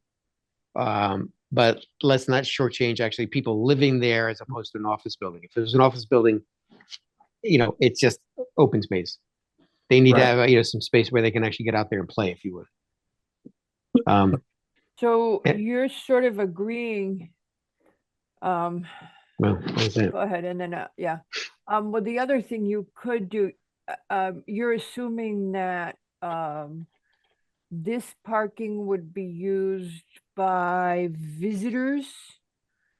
Correct. You've got the 2 parking spaces in the back, the 3 in the front.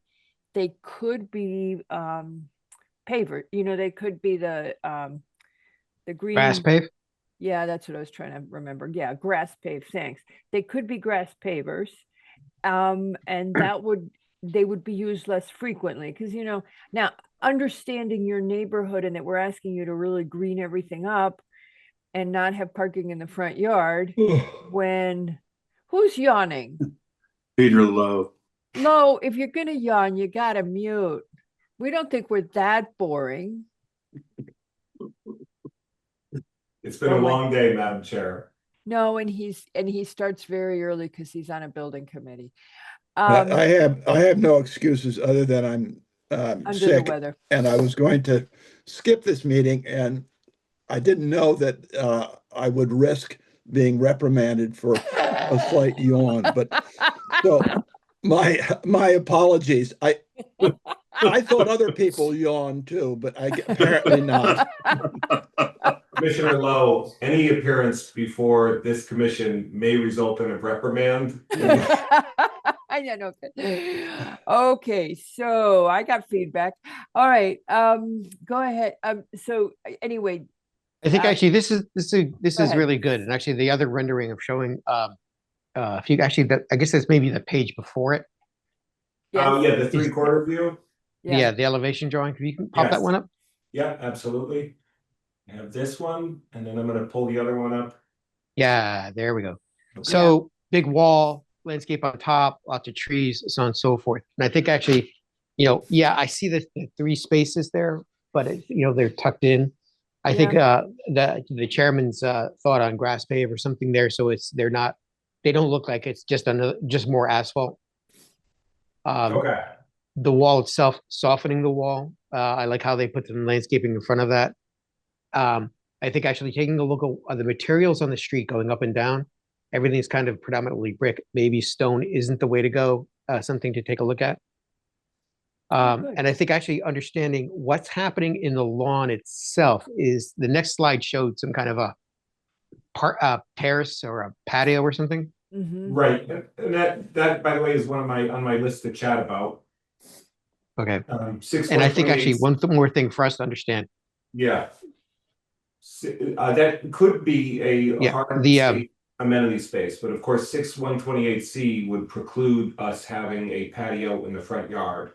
So query whether this would be an opportunity to reevaluate that code section and see if it fits in commercial zones and to see if it fits in larger scale residential zones. I don't know. We are about to revise 6110. And the wording of 6110 it's just a question of inserting a couple of words. I know, fortunately, Tracy can't shoot daggers at me from here because she's been working on this for a while. But to me, it's a strategy. So 6110 reads that we can waive the rear setback standards, but it doesn't address the front. And I think that Casey's making a very good point that you would get better lot utilization in some instances if you were able to waive the front, still have a decent setback, but put, say, the amenity space could go in the back, as could then these 3 slots if we could get the change made. And you probably aren't ready to submit final yet. And it's a relatively minor change that the commission could discuss. Nick, go ahead, and then Arn. Right. I think actually, in this instance, this is a good view. Is you have this patio at grade above the parking spaces. You have rooftop terraces. I don't know what Mr. O'Donnell, what the area above the garage, is that lawn? That's lawn area. That's about that. The grades there are over. They're about 4.5, 5 feet above the ceiling height. So we've planned for 12 to 18 inches of structural. In addition to the 3 feet of friable fill. So, okay, and you are doing the 3 feet. We got into a confusion yesterday because Mr. Paredes has been talking about 2 feet, but our regs are clear that it's 3. We're in agreement. Okay.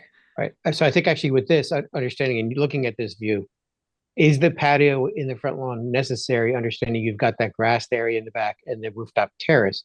Going to the thing of can this building be sited on this lot and give it some area, some natural area around it to let it breathe and fit into the landscape a little bit more. But then the other thing is you could put, if you had it in the back, you could safely have a playground for children and a play area for children. So you would be better and safer utilizing whatever you did with that space if you had it in the back of the building. So we leave you with the questions. We're not here to tell you how you're going to use your building or your client is, but that was a great question. Nick said, look, you've got amenity space on the rooftop. What is the optimum use for this courtyard you have there? So if I can, I want to just address some of this overall, and we're here for input. We know that the developer and the owner is going to make the decision and present it to you, but your input is critical. Pre-application process, we're grateful for. So here, what we're proposing is 6 units. The top floor units would each have exclusive access to 1/2 of that rooftop amenity space. And then the remaining units would have access to the front area or front amenity space. That could be a similar grassed patio, a grass patio or some natural green cover patio would be great. And it could still be improved with benches and grills and other amenities to make it work well without triggering the current prohibition on patios or front yards. So there's some potential for that. And then we couldn't, for instance, put the patio above the parking area, or could we put the patio, if we had 3 feet of friable fill, would this commission look at a patio above that parking area as a potential area for? Absolutely.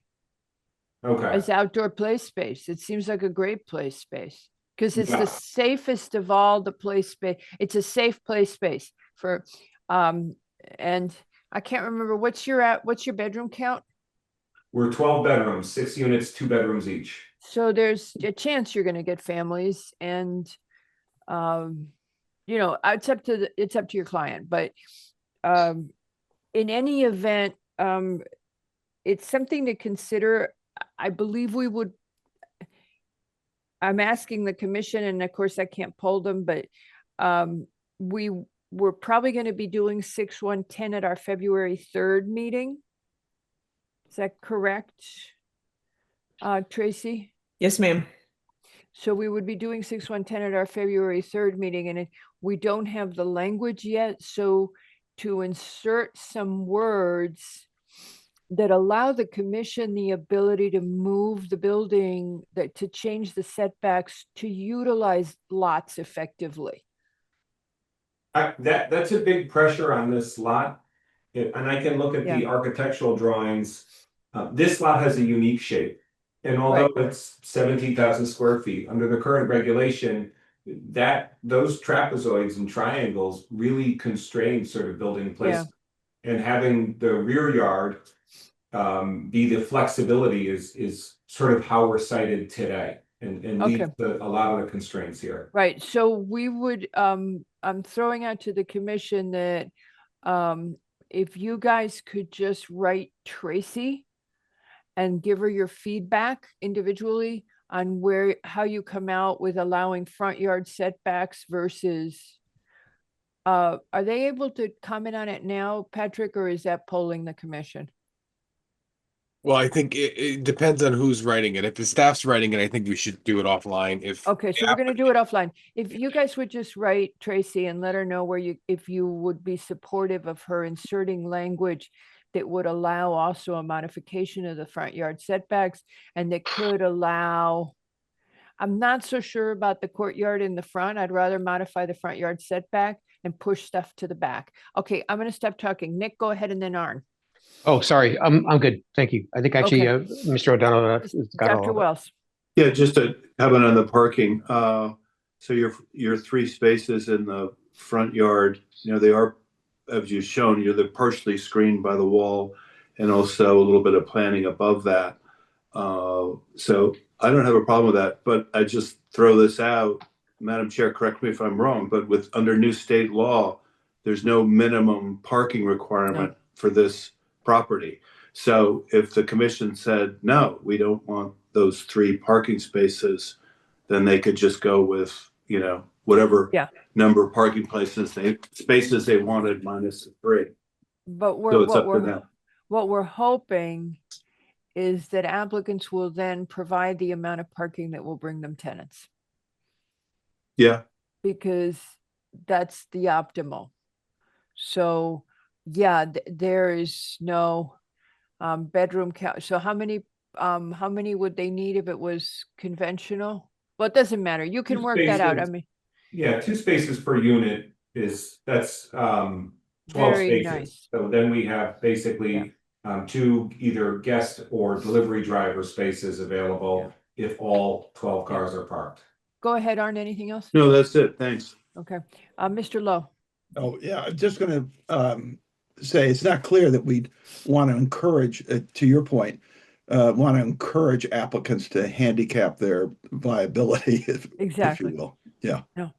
So that, yeah, exactly. That we would be looking to, we would if an applicant says, the feedback that the developer has had is that people just don't want to live in a place that only has 1 parking space per unit. And that's what we've heard. That unless you're in a mixed use, it's very tough to do 1 space per unit. I think it also depends where the building is. If you're next to the train station, you have younger families, there may be a different view. I just find it strange that our parking requirements are the same no matter where the building is located in Greenwich. Oh, that's because you got to treat I guess you That's could, a different subject. I'm just that's pointing it very out. interesting. But we don't have to worry anymore. It introduces a level of judgmental. No, you opinion. could It's- reduce it. What we have done in the past is where what they've shown us in the traffic reports, and we've done, because our parking requirements are not mandatory. So what we've done, just to digress a sec, is, for example, someone comes to us and says, we are within half a mile of public transit, and we think that we have a 20% credit as a result on the parking. We have been amenable to reducing the parking standard. So our parking standard is a standard, but we are able to say to people, yeah, you can have less parking if you are near transit. And that's how we handle that. Got it. Thanks. All right. Anybody else? Okay. Anybody have any other points of guidance on this? Okay. Staff is gonna be able to tell you if we have some buy-in for the idea on 6110. The courtyard, there's a whole section on courtyards in the regs that is quite long or complicated to me. So I would rather just be able to move the building forward. Okay. So that being that, Mr. O'Donnell, we'll see you when you come Public back. comment? Oh, I'm sorry. Thank you. Does anybody from the public have any comment on this application? And we have a hand up. Thank you. Mr. Benjamin. Thank you. I was like already to end the meeting. Mr. Benjamin, if you would go ahead. Hello. Okay, my apologies. Hi, Casey. My name is Steve Benjamin. I'm the president of the Homeowners Association that it's at the bottom of the hill in the back. We talked about you yesterday. So we're obviously very interested in how this develops, and we actually met with Casey now, I guess, a week or two ago, and had some very good preliminary discussions. I do want to just put on the record what our major concern is. Clearly, we're wetlands. And so anything that has to do with water and drainage is a really big issue for us because we already have more than our fair share. And I understand from the discussions with Casey that the general plan for this building would be to point the water towards the old post road number 2, out towards the front. An issue that's been raised by several members of my association is whether there is any kind of discussion relative to what I'll call collateral damage. I'll just give an example, which is if the water goes out onto the street, the water goes down the street and then goes through Polpo, which is down to like 2 doors down from this parking lot back onto our property. That's already a significant, we have a little waterfall coming out of the back of Polpo's. And we currently have no redress on that. And we're concerned on making that worse. And so again, as part of the discussion and part of the planning that gets done here, I just would like to, again, put on record our concern about that and perhaps the degree that can be taken into account as to where that water actually goes and whether there's another way to direct that. Okay, the only thing I can think of is that when the final application is submitted, that our staff raises this very specific concern with the person who reviews all the drainage plans with the Department of Public Works and tells them this and says, look, there's this neighborhood concern. Otherwise, our redress is normally to go back to the people who are flooding an adjacent area, but it hasn't gone well with Polpo's from what you're saying. And Polpo has historically not been forthcoming in terms of working on a joint solution. Yeah. And that goes back and some decades, people, apparently. Yeah, and so yes, and some people just are, hey, we were here first kind of thing. Nick, did you want to add to that? Yeah, I think actually it's a couple of things to understand. Is that the town drainage manual will have to be accounted for, and every single drop of rain on the property needs to be accounted for. Old Post Road number 2 in front of this property is actually at the bottom of the 2 rises, and there's a catch basin. So any water that's discharged to the street goes to a catch basin, but would never get down as far to Polpo, which is actually on Old Post Road number 3. If anything, it would actually go out the back of the property. But I don't believe, Mr. O'Donnell, if I'm correct, nothing for their drainages has been really designed just yet because we're at a pre-app. So we would advise Juan Paredes from DPW that there's this neighborhood concern. Yeah, but see, I'm not too sure if it's from this property, the water actually is more of a tendency to go back the back way, out the back of the property, as opposed to down the street, because that's actually at the bottom of 2 hills. So Mr. Benjamin, I'm going to step down from being chair of, well, I guess I can do this in my job. So there's a group of residents in my neighborhood that has been very concerned about the exact same thing happening a few blocks away from me. And they went to Mr. Paredes and they said, this is making us really, this has happened and this has happened. And he has been very responsive in addressing it because it's a new development and because it has to comply with, as Mr. Macri just mentioned, the drainage manual that the town has. The problem you've got with Polpo is they're pre-existing. Yes. So now Mr. O'Donnell comes along, he is going to comply with the drainage manual, which requires that there be no effect on adjacent properties. If there's an effect on adjacent properties, what I found is that DPW is very responsive on a new project, but they can't do anything about something that exists except try to fix the street. And so that's the best. Now we'll tell Mr. Paredes there's this concern because there's already water, but he is very aware that water's an issue when as long as it's not a drought, we have an issue with it. So, but I found him to be very helpful, and he sent the engineer back out, and my neighbors were very satisfied with. So that's all I can tell you from a personal. I appreciate that, and I hope it helps.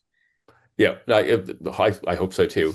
Again, I think from discussions with Casey, I understand that we're also going to get a chance to look at the drainage plan, and we can even hire our own engineer to do a little bit of assessment on that as well. Yeah. And again, the other issue, and I think Mr. Macri may have alluded to it, is anything that would create any kind of problem on that slope down from the back of this property onto ours. Yeah. And Mr. O'Donnell is aware of that. And one of the things we were doing is saying, hey, would you look at reducing your impervious a little bit? And that's what the grass papers would do if they used it for the parking and they were amenable. Now, those only work as long as you maintain them, but it helps with drainage. So mostly we have problems with older properties and older developments. Okay. Excellent. So Thank when you. we hear it, keep looking at our agendas, and when we hear it as a final, there's a huge drainage report that'll be attached to it. Mr. Leroux, did you want to add something? Yeah, Mr. Benjamin just said a word that I just want to make sure everyone understands it. As a pre-app, this is a non-binding discussion. So while we appreciate the input now, the record really will be created when an actionable application is in before us. So please come back. Please, you do the diligence at the next meeting when that happens, because this is just a set item. Yeah, no, and I understand that. Again, No, but the a key very useful here, discussion. your comments, the key is that your comments, the record is erased as soon as we finish tonight. Okay, so your comments cease to exist. So the fact that you told us this tonight doesn't mean that it's in the legal record. And that's very important, because if you then have a problem, you want to have put it in the legal record. That's really what I think that's what, okay. Okay, Mr. Lowe.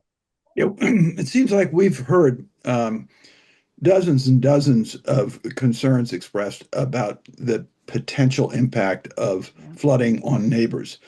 And it also seems to me that that the burden is definitely on the applicant, the developer, to ensure that somehow they are diverting potential water in an appropriate way, or they're capturing it on site in a certain way. Am I wrong about that? It is up to them to submit a plan that does that. And then DPW has to sign off that plan, that their drainage plan does not increase water flow to adjacent properties. Right. I didn't want to give Mr. Benjamin false hope, but this is something that we deal with quite a bit, and we're not oblivious to concerns, because this is every time any kind of development occurs on any kind of a slope or a low-lying area, this is a major concern, and we spend time on it. We also have an issue, which is that town infrastructure is no spring chicken. I mean, we're not a young town. And so with the severe storm events you have now, you can fill up our stormwater system pretty quickly. I mean, that's the reality. You can have a great plan, but when you have one of these enormous, I think he's saying that that's already the case. Yes. Yeah, I probably have. Yeah. I appreciate that, though. Thank you. No, so come back, keep an eye on it, come back so you can go in the record and you've laid it, and give yourself some time over the weekend.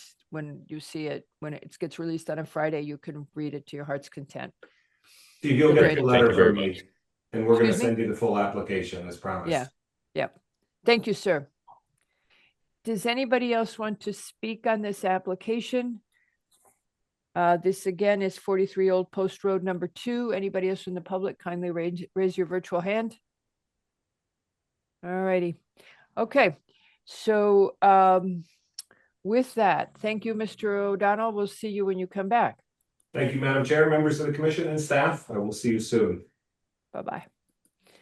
Okay, I hereby move approval of the November 25, 2025 and December 9th, 2025 minutes. All in favor? Wait, second. Aye. All in favor, say aye. Aye.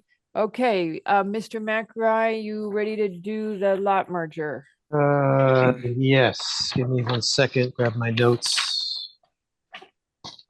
Where are my notes? Get rid of that. Turn that back on. What is this? 9 Carlton Street, 0 Hollis Street, PLPZ 2025-440. Applicant seeking a lot consolidation of 2 lots, 113,863 square feet in total, in the R7 zone. Commission finds that the proposed application is neither a subdivision or re-subdivision. Sewer issue comments on 12/31/25, requesting the applicant submit a signed letter acknowledging the receipt of their P&Z comments. Zoning issue comments dated 11/10/25, indicating issues with the required yards have been resolved. Conservation issue comments 12/31/25, indicating comments to the consolidation. DPW engineering issue comments on 12/31/25 as well, indicating the lot consolidation is acceptable. And the Wetlands Agency issued a permit needs questionnaire on 11/20/25, indicating no action required. Therefore, motion to approve the application with the following comments. Per sewer division comments, the applicant has submitted a letter of sewer comment acknowledging the sewer comments dated 12/31/25. Per conservation comments, it's recommended that the future access to the consolidated parcel be maintained from the existing frontage on 9 Carlton Street. And the applicant shall prepare a map for recording on the town land records. And the applicant shall address any and all outstanding staff or interdepartmental issues. Do I have a second for that? Second. Madam Jenkins has seconded. Mr. Lowe, how do you vote? Aye. Mr. Wells? Aye. You're smiling so beatifically. Is it because it's only 6:01? Yes, this could be a I know. record. I'm Thank not you, sure it Madam is, Chair. but it's totally unbelievable that we could actually have an evening. Mr. McRae? Aye. All right. Ms. Jenkins? Aye. Albin is also aye, and with that, the vote passes 5-0, and the application is approved. And we're done. Can I just say one thing? You want to yawn? Neil, I want to apologize for my audible yawn. The truth is, I clearly did not appreciate the sensitivity of my microphone or a few of my fellow members. I didn't know it was you, and I'm like, it wasn't just one, and it was like the second one or something, and I'm like, who? More than one. It was more than one. It Recording was like, stopped. who is yawning? I'm going to 'Cause I be didn't extra see it was careful you. in the future, I'll tell you. He Must was be so- that. It must be the NyQuil. The NyQuil. will do Yeah, it. I don't Oh, know what did the you hell it already is, but- take the NyQuil? Yeah. it's The not- NyQuil, he would have been asleep by now. Yeah. I think. Like, No, you have to do the Dayquil, NyQuil rotation. You have to Yeah. do it Yeah, but properly. As I Dayquil said, doesn't next help. time I won't hesitate to just bow out and give Forget one it. of our And very then I'd be capable. calling you saying, no, you can't leave us. We don't have a quorum. Yeah, exactly. Who was the commissioner who would fall asleep during the meeting? She was a permanent alternate, right? She put her head down and fall asleep? We've had several people fall Oh, asleep. okay, sorry. I recall there was somebody else who used to fall asleep. That was a big issue number of years ago. Yeah, we have had a regular member who routinely fell asleep, and Wasn't me. I would call that person, and the phone would ring and wake them up. So one of us would dial the person and just let it ring a couple times and hang up, and they would jolt awake. And we also had a chair who used to sleep through meetings. That was tough. Those are in person. We now have a president of the country who sleeps through cabinet Okay, no meetings. politics, because if you start me on Latin America, you'll be here till our usual Lord. midnight. I mean, you don't want to hear the history of all these, I'll go on and on. Patrick and I were talking about it today, and I said, you'll not get anything done today if you let me get going. I'm afraid, Mr. Macker, you've given me a research project now that I'm not going to be able to shake. Why did that lot get made is going to bother me for years now. Yeah, it's funny. It's like, okay, so it's 1950s. We don't know what was happened, but every once in a while, it's like this crazy. It's like, why is this so goofy? Why are we? They didn't give it a lot number. It's very bizarre. But yeah, then they had to do a corrective deed in 2008 because if you looked at the map, you're like, wait, this piece is supposed to be over here. Yeah, it was funky. It was some arbitrary, whimsical, decision or option somebody had. And just so people are aware, the ZBA has granted variances for some of those structures back there. Correct. Yeah, it's because I got a lot of when that property was on the market, we had a lot of people come in to counter trying to get town staff to opine on various things, and I had to do my no, it's private property. There's a walking path through there. or at least. And a lot of the 9 Lake people came in all worried about what was going to happen. And I'm like, yeah, that's not your primary worry, but whatever. But yeah, no, the ZBA has granted variances for some of those structures back there. Well, I think it just goes to show that actually what we do here lasts forever. And, dotting I's, crossing T's are critically important because, what is it? It was 1950, right? So that was 70 years ago, something like that. Yeah. Right. Yeah. Here we are 70 years later. Oops, what happened? Well, let's put it on the piece of paper, store it forever. And that way in 50 years from now, they're saying, oops, what happened here? We don't have to worry about that because we know exactly what happened here. No, Madam Chair, do you sign in black ink? we do. Oh, Good. first of all, you have to understand how this works. Nick and I can't sign anything unless we're policed by staff. That we get Wrangled. the date I right. think that wrangled's we- the proper word. Yeah, no, and then once we're in, And they the make sure cookies have to come in. Yeah. they make sure we use a black pen. They make sure we know what day of the week, what day it is, what year it is, that Well, we know how to spell our names. No, Is there a they're- notary stamp that has to be included in this? It's up to that point almost though, but yeah. Yeah. Is there a No list of notary stamp. instructions that are like checklists that you have to follow that you go through? Yeah, no hearts on your eyes, none of that stuff. No, we check that the notes that you want on the map are on the map before I even call. The chair anyone person to does sign. not sign it until we've gone through and made sure that it's on. Not so we know that it's okay that I even call the chair and say, please come in and sign. And then they tie the pen to the papers so that I don't use the wrong pen. They probably trust Nick more, but they make sure that And we do don't we use the. know that this ink will last? We have multiple pens. We have multiple pens. We have Back in multiple 50 pens. years. But have And- we? Yeah. So the So trick that, with that the- Mylar, the Mylar, what we use now is Mylar. That is a Okay. indestructible piece of plastic that Right. takes the But ink. it smudges while the ink is wet, so you've got Right, to so be you have to be really very careful. careful. So left-handed is tough, yes. Have you considered applying for hardship pay? I mean, really, this is, I'm going to start crying in a minute. But the one that we were talking about from today was on cotton is a cloth. It's like the So- Linen, yeah, Or- linen. Yeah. You so- know, one of those many pet peeves that I have from the regulations is that our subdivision regulations require that the map be filed on tracing cloth, Right. which I had never even heard of before. And now you know why. Yeah. It went away. Right. But it was cloth. It used to be that the maps were on cloth.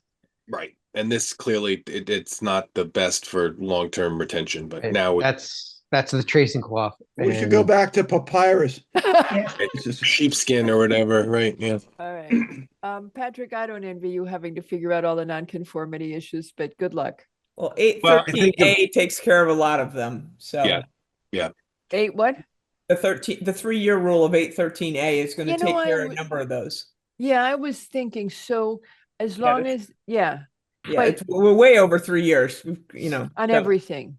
But we just need to Again, have a if they record. were permitted or, it's regardless of whether they're permitted or not, we're way over 3 years at this point. Yeah. So state statute will take care of a number of those, I suspect. Okay. Yeah. But collecting that information was important. So, So some executive sessions this week so we don't get bored. Just kidding. yeah. Oh, No, I'm working on your regulations this week. we're I mean, sufficiently litigated right now. We're good. We're good. We got Peter working on all the records. He could. By the way, we can't message. strangle me if he. We had shouldn't be another one. messaging. Sorry, we shouldn't be mentioning executive sessions while the newbie is here watching. So, we don't want to scare them. Oh, yeah, we should. Yeah. Gonna bring him I in? meant to tell you, I Oh, there did. we go. I meant to tell you, hi, Brooks. I meant Hello. to tell you guys that I was on I'll send it to you. I was on one of our web pages, it's out of date. It's really out of date. So I will send you a snapshot of it. One of the planning Which and one? zoning. Yeah. Which one? I don't remember. Okay. You don't just remember send what me the topic screen- was? Just send me a screenshot. Yeah, I'll send you the screenshot. I don't remember. I was looking for something. so Brooks, do you really want to do this? I really do. I really do. He still really does. I've jumped through a couple hoops and a couple more to go. So Oh, they get yeah. smaller and the flames get bigger as you go along. Okay. I'm looking forward to it. This is a tremendous learning experience. I learned a lot tonight, and I'm sure that will continue for the foreseeable future. Well, minimum's 18 months, so Yeah. Enjoy it. Has land use elected their new chair yet? They have not. They do that on Monday. Okay, so they're gonna elect a chair, and you better hope that that chair is nice to you, huh? Well, everybody who's running likes me, so regardless Okay. of how that works out, I think I will be treated fairly in land use. So is it contentious? No, And you, I don't think so. From what we've heard, no. I hope not, but we'll No. see. I mean, no. So, yeah, tell them you've read the POCD, all of that. So, yeah, and appointments is always very lovely. Yeah, no, I'm looking forward to it. I've spoken to the existing chair who might be the future chair of appointments, and yeah, I know the drill.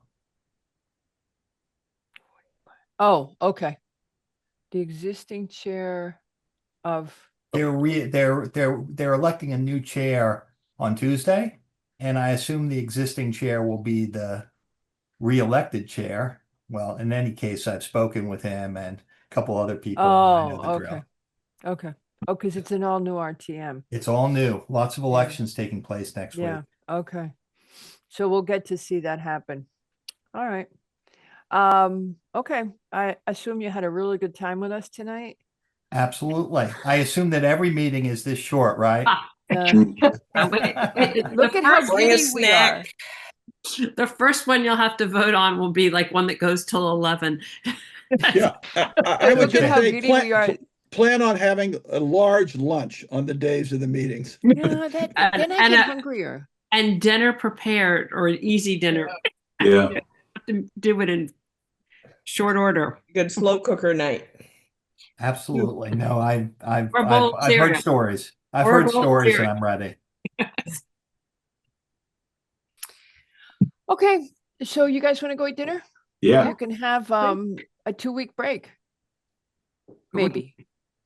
Happy New Year, by the way. Happy Happy New New Year, Year. everybody. Again. Okay. Bye-bye. See Bye. y'all later. Bye. Thanks, everyone. Bye-bye.